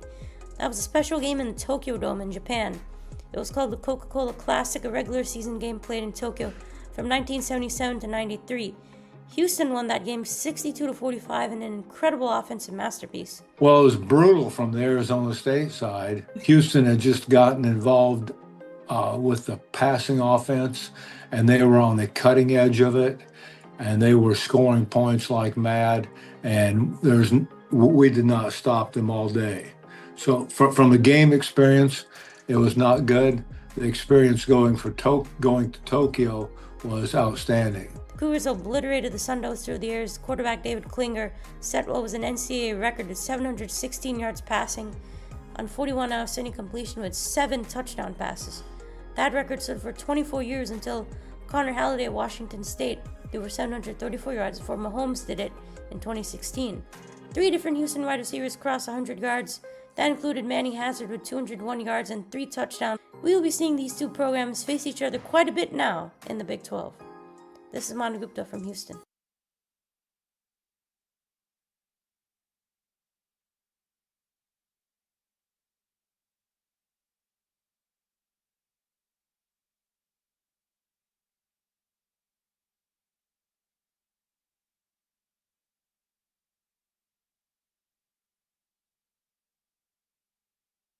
The NBA has steadily continued to improve in popularity both internationally and nationally, especially here in Phoenix.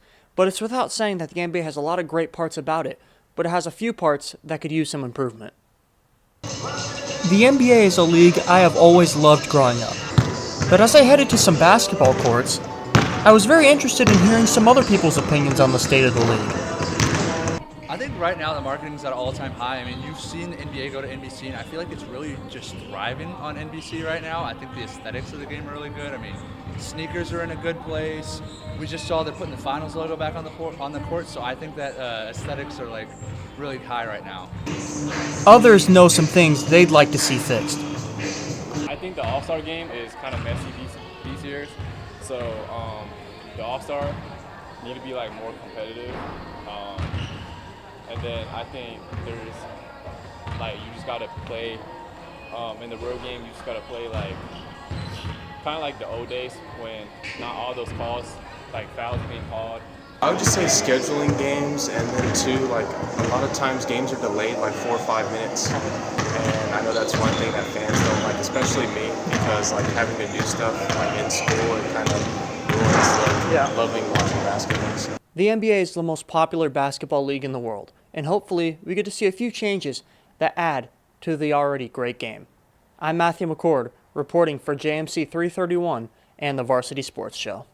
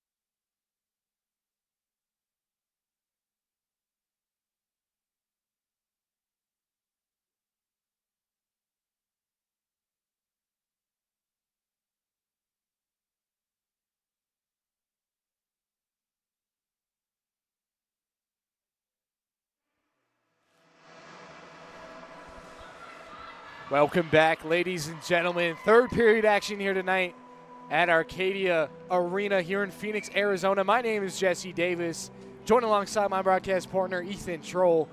Well, it's the Sun Devils. They're up 4-2 over Grand Canyon as we make our way here towards the third period. It's been a hotly contested battle, but Ethan, I think it's a fair assessment. Both teams have worked their tails off, but the Sun Devils have been the aggressor here tonight. They more than double have the shots over GCU, leading 37-16 on shots on goal. I mean, it's really hard to describe how well this ASU squad has been doing tonight, especially on the offensive end. Like you mentioned, 37 shots, and most of them were in the first period. They put up nearly 20 shots on goal, and then the second intermission, they added a little extra onto that. But now this is the last stretch for the Lopes to try and get that response back. You're only up by 2 if you're the Sun Devils. This isn't a comfortable lead, so don't take your foot off the gas here. Nah, definitely not. Only up a couple goals, like we were just discussing earlier. A couple goals can happen within a minute, and we've already seen that here tonight. Well, this is a line for GCU if you want to get things going, right? It's their top line composed of Gray, Skooks, and Brigg. They've been by far the best line for Grand Canyon, generate the most offense in this game as they look to find the back of the net again and get their team within a shot. Yeah, and you got to remember, too, both of these teams come right back here tomorrow night to face off again. So this is only part 1 of this series. We got a second one tomorrow. Yeah, second game tomorrow, but both these teams, of course, looking to finish this one out strong. For the Sun Devils, looking for a multi-goal comeback in the third period, and GCU trying to get back in the win column. Yeah, this is where great teams form. Can you come back down from any point amount? That's where the great ones come from, because the great teams don't care about how they win. They just want to get the win. Well, for GCU, of course, they came off last week's split series against Colorado where they won Friday night 3-2, then lost 3-2 on Saturday.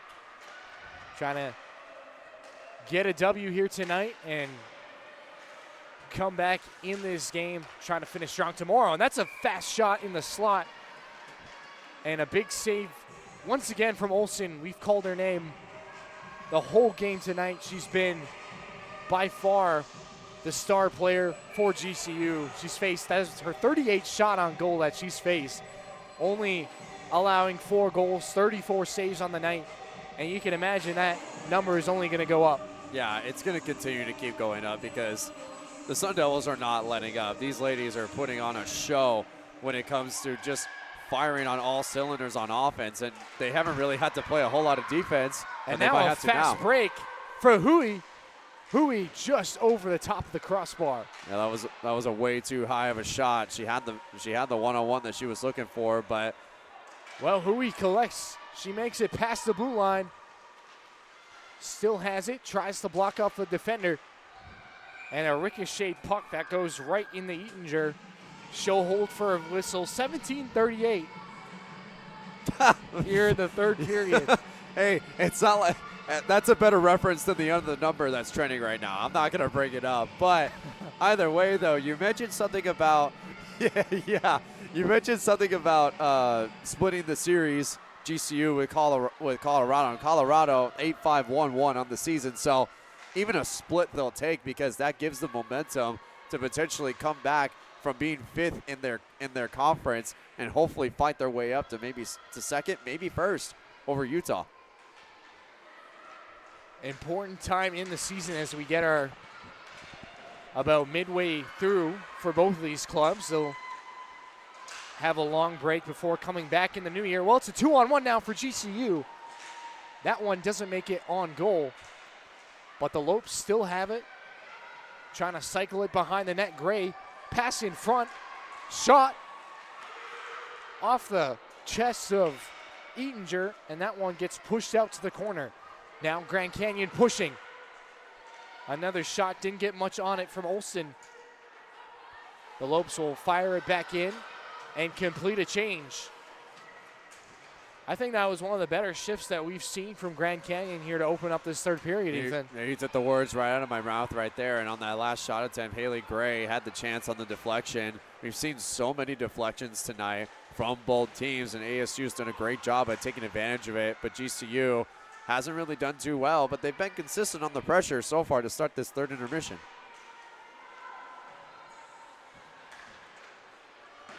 And a battle for it is it'll be Hannah McCarthy going back. She'll play it up. The Sun Devils having some problems getting out of their own end. They're finally able to get in the offensive zone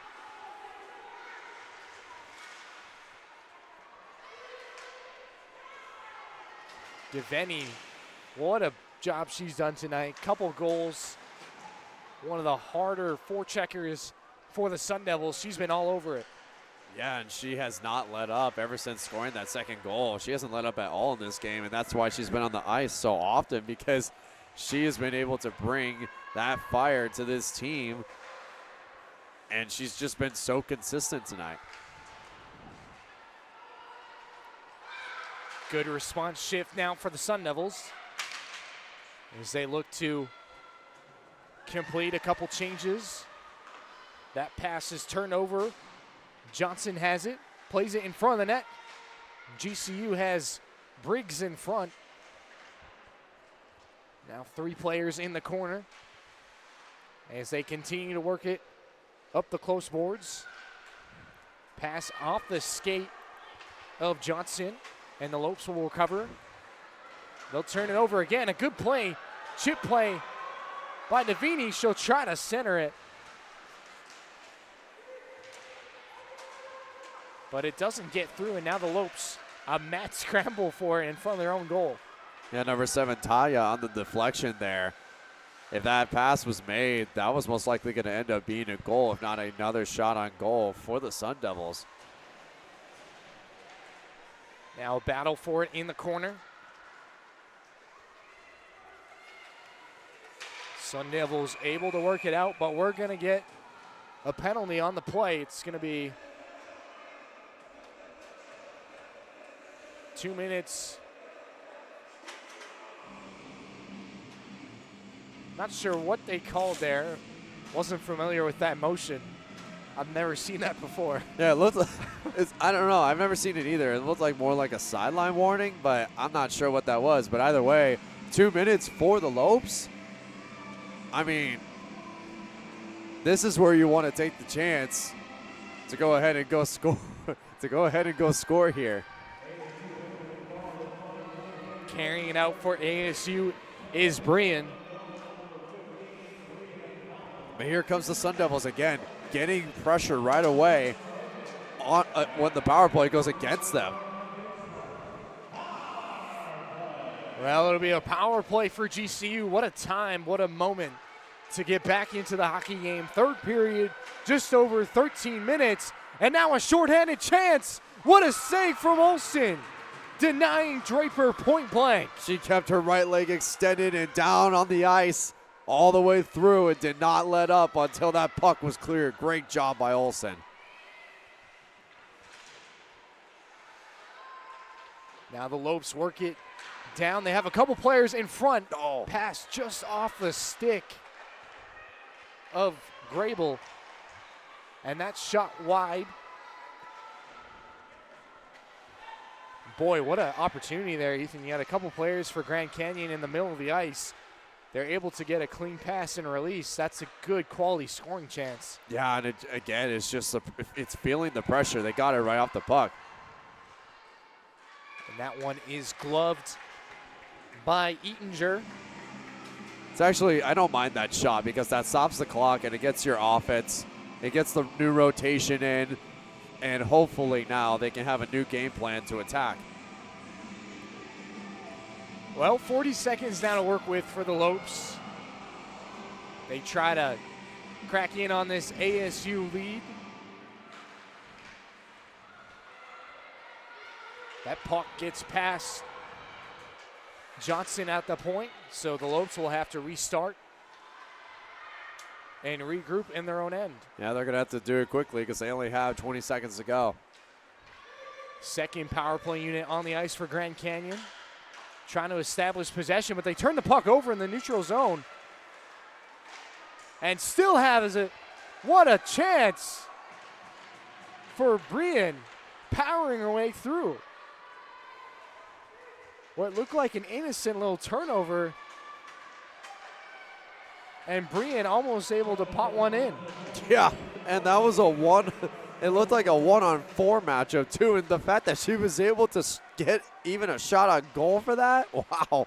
It just goes to show you again the tempo that this squad has, and they're ready to finish out this game, but there's still plenty of time to go. Well, one thing, Ethan, that I think we will see from Grand Canyon is the defenseman pinching up in the offensive zone. You're going to see a lot more aggression and some more desperation now that GCU only needs a couple goals. And what that does is it puts pressure on ASU to get clean breakouts. And that's going to be a hit from behind. It's going to be a penalty. Uncomfortable play. This ASU player gets rammed into the boards. Power play goes to the Sun Devils, and man, those are the plays that you just want back because you're down 2 goals, and it's a play that doesn't need to happen. Yeah, you can't keep giving up power plays, especially. This is now their 5th power play of the game. They're 2 of 4 when it comes to scoring, so they're 50-50 down the middle, but now the Lobes again are backs against the wall, and it feels like they've had their backs against the wall most of the game. And like you mentioned, here we are again with another power play, and they've got to be able to clean up those penalties to stop giving ASU momentum. ASU 6th power play of the game, a quick whistle as the puck ends up going in the net, but it was indeed whistled down. It'll be an offensive zone drop for the Sun Devils to Olsen's right. Olsen now with 37 saves. Some remarkable stuff. I don't know what the record is for GCU, but I can imagine that it's got to start getting up there. Yeah, definitely. Again, and most of these saves have been either with her legs or with the gloves. She's been doing a good job at both levels. As Sorensen chasing it down shorthanded, trying to kill as much time as she can, and she's doing a pretty good job eating away precious seconds of the ASU power play. Yeah, they'll take any time away that now they can get. Devaney works it through the middle, but she's cut off. Good, strong play on the puck by Scoots. Sun Devils now with a minute to work with. It's Brown. Brown with time and space. Short side shot, blockered away from Olsen. It'll come back up to the point. Now it's Devaney, plays it low for Brown. Brown curls, another shot, scores! Deflecting in front. What a job from the Sun Devils. They go up 5-2 off the shot from Brown. And they have blown this game open. I mean, how many deflected goals can you get in one game? That's all they've been doing against the Lobes, and you have another one here, putting yourselves up 3-2. Now it's starting to become a comfortable lead. If they get one more goal and make it 6-2, kiss this game goodnight. Well, Kylie Brown with the goal, the sophomore. And now it's 5-2 ASU as they go back up by 3 goals. Remember, they opened this game up 3-0. Grand Canyon battled back 3-1, then it was 4-1, then 4-2, and now it's 5-2. Well, 10 minutes to go. We're at the halfway point here in the third period. And Ethan, what have you liked from both these teams up until this point? Well, up until this point, I like how both offenses have been trying extremely hard to get going early, especially in each intermission right away. Boom, strike, strike, strike, strike. And it's obviously favored for the Devils because they put up 42 shots on goal, 5 goals. So get another aggressive play again by the Sun Devils. This is what they've been doing all game. And the Lobes have done a lot of conservative defensive calls here. And they wait until the breakthrough comes. And then like you see right here, they lose the puck almost right away, and it goes back to the Devils. Yeah, to your point, I think right now for GCU, you can't really look at the scoreboard. You just got to start playing hard, putting pucks on net, and crashing for the rebound, trying to get back in this hockey game. Exactly.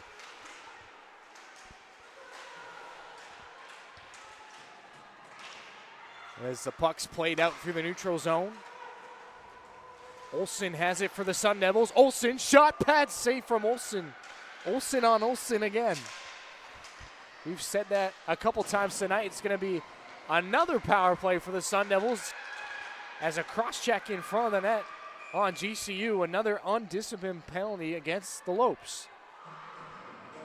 Yeah, now this is the 6th power play for the Sun Devils, but at least recently, the Lopes have done a good job. They haven't allowed a score on a power play in quite some time, but again, I jinxed it the second time around, and they ended up scoring. So, not trying to say anything here, but again, if they continue to stay strong on these power plays, they can get back in this game. But again, you have to respond on offense, especially down by 3. Time to start getting really desperate. Well, it's ASU's 7th power play as. Oh yeah, excuse me, 7th power play. Annika Olsen is going to be in for another tough couple minutes. You can expect a lot of shots on goal from ASU. It'll be 8.5 minutes, but I think that's really been, as the glove and the stick go flying for GCU, I think that's really been the story so far tonight, Ethan, is just, unfortunately for GCU, how undisciplined they've been. And now we'll fight for it, and that's going to be a penalty on the Sun Devils. Trying to stop that chance was Kylie Brown, but it's going to be a penalty for interference. And now we will see 4-on-4 for the minute 21. I mean, with that penalty, that's just the Sun Devils telling GCU, like, this is what we've been doing to you guys all game, and we're not going to stop until that clock hits 0. And they're staying inside the heads of the Lopes and just making them feel so frustrated when they have the chances. They haven't been able to capitalize on scoring, especially, and they're continuing to just rub it in. And if they can, and they're not going to stop until that clock hits 0, and this is going to be probably a long 8 minutes for the Lopes.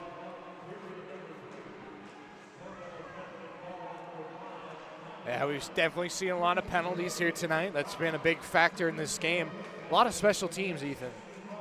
Very much so, yeah, especially for the Lopes. I mean, it feels like they've had to try special ways to score and defend, but almost a goal right there.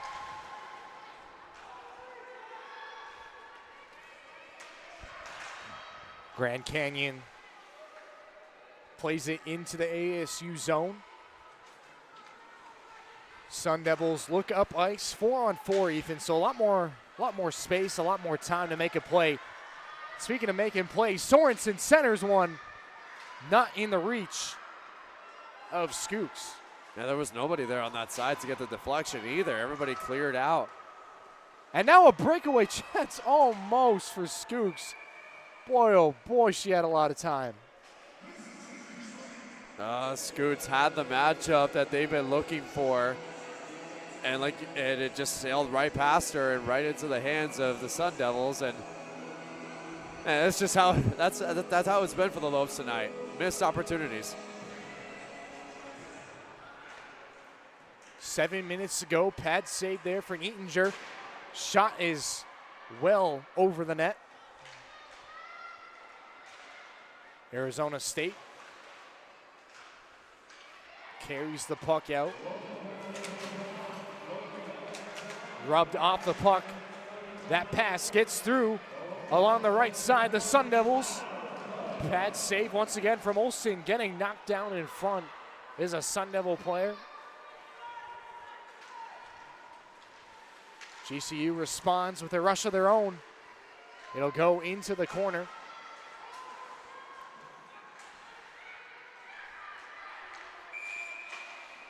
And we have a penalty behind the play.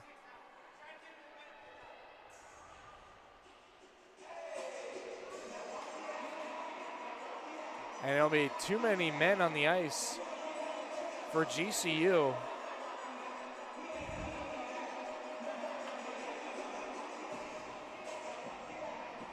And I think that just goes to show that they're doing anything that they can to get back in this game, but they're not doing it really cleanly, which again, desperate times calls for desperate measures, but when it comes to too many players on the ice, that's not the second time that they've done that. Yeah, you know, it's one of those weird things that you don't see happen more than once usually in a game. Too many men on the ice, and you can't help but notice, we just talked about it a couple minutes ago, the penalties have been a problem for GCU here tonight. Yeah. And I mean, as well as Olsen has played, unfortunately, when you face that many opportunities, there's only so much you can do as a goaltender, right? You're only as good as the circumstances set in front of you. And, you know, her team has battled hard in front of her, but she's been put in a lot of tough situations with a lot of pressure here tonight. Yeah, she has. But again, on that last possession, she just blocked 3 shots, and that puts the Sun Devils now at 45 shots on goal, and they're getting close to that 50 mark. 5.5 minutes to go here at Arcadia Arena in Phoenix, Arizona. Arizona State up 5-2 over Grand Canyon.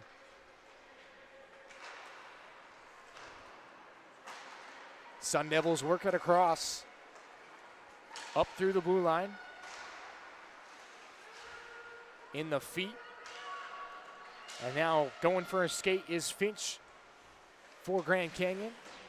They are on the forecheck. Little bank play. That one's going to be offside at the line.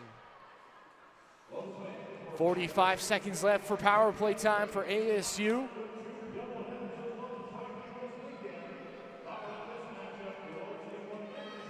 And now you're going to start seeing a lot of power plays start to come up now. Again, GCU's doing everything they can to try and at least make it a 2-score game. But at the same time, when you keep adding on these power plays, it doesn't make it a good advantage for you. Once we get closer to the 2-minute, 30-minute mark, don't be surprised if GCU starts to put out 6 players on offense. Yeah, we'll see when Coach Miller decides to pull the goalie for the Lopes. First of all, they have to kill off this penalty. A dozen seconds left as they'll shoot it down the ice, and that'll do it. It'll be a good kill for the Lopes and one they desperately needed now. With 4 minutes to go, Ethan, you would expect a big push here for Grand Canyon. Oh, yeah, they have to now. Now, like, desperate times. Again, 4:05 to go. Another shot blocked by Olsen. That's now 46 shots on goal compared to 22. And honestly, even if they don't try, if they don't come back from this, at least you could say even though she gave up 5 goals, she has played like the MVP of this game. Oh, for sure. Without a doubt. Yeah, she has been rock solid between the pipes for Grand Canyon. Has worked really hard to fight for her team tonight, as now we'll see at what point Coach Miller decides to pull the goalie. Now under 4 minutes to go, needing 3 goals. The idea is to get a goal before the 2-minute mark, so then you need 2 in 2 minutes. Yeah, there was a great chance right there, a 1-on-3, but just got overwhelmed by the defense.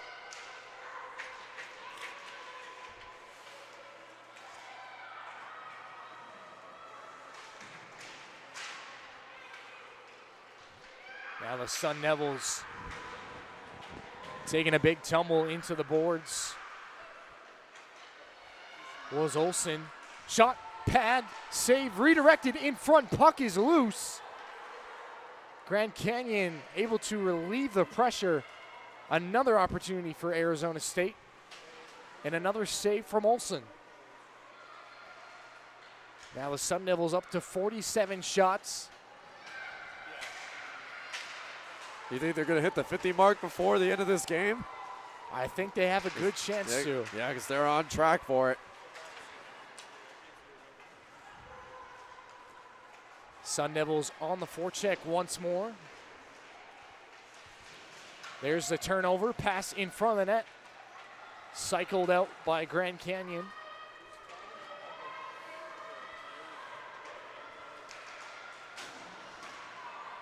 That pass in the middle of the ice, picked off by the Lopes. And now another potential too many men for Grand Canyon, able to get off though, just in time. As they'll try to cycle it up. Olsen staying in the net, so it looks like she's not going to be pulled. They're going to let the next 2 minutes play out. I'm very surprised Olsen hasn't been pulled yet because there's no reason to have her out there now. I mean, again, you're down by 3. If you score a goal here, I mean, maybe keep her in, but I don't know. It just seems like the Lobes haven't tried to get super aggressive. Another good shift for the Lopes. Tired ASU lineup right now. Able to clear the puck. Now a chance in front. It's Larson. She's in all alone. ASU takes over. Winding things up is Burromeyer.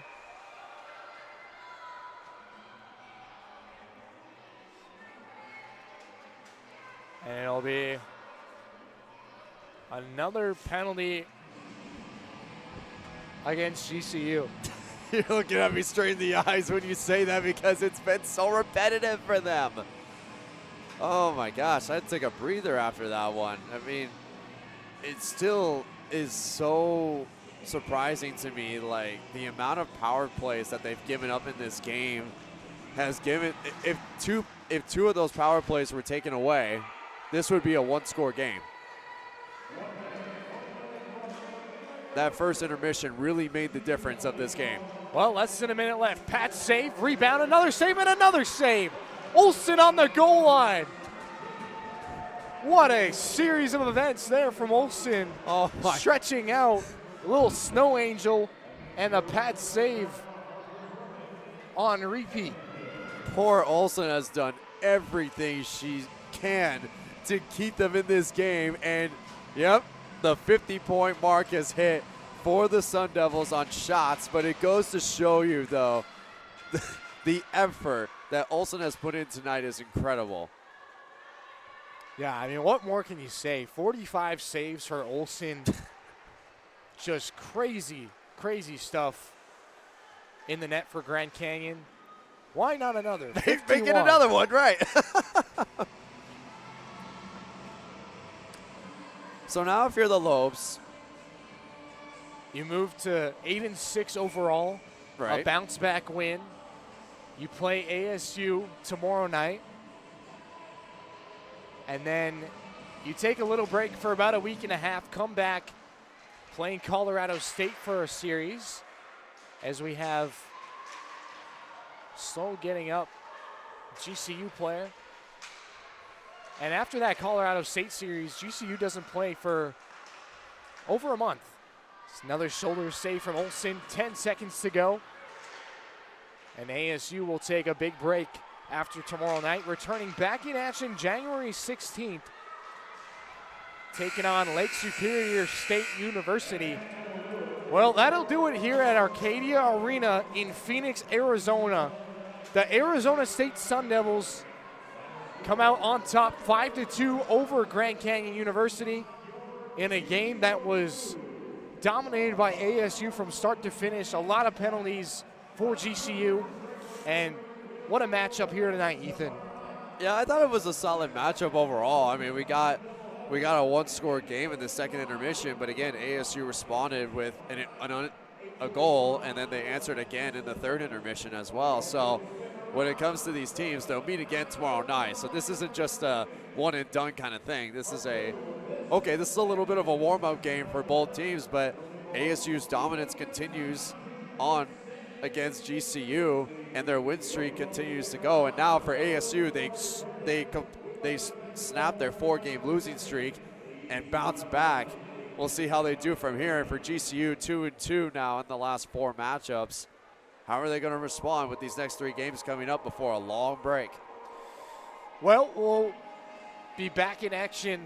These two teams will be back in action tomorrow night as we get the doubleheader between Arizona State and Grand Canyon University. Well, once again, we thank you guys for tuning in to the Varsity Sports Show. My name is Jesse Davis. Pleasure on the call with you, with Ethan Troll, and thanks to the rest of our crew. Andrew, our technical director, cameras, Jordan and Niall. field correspondent Carmen, social media Gina. Thank you for everyone tuning in. Thanks to our crew. We wish you a good rest of your night and a good rest of your weekend. Thank you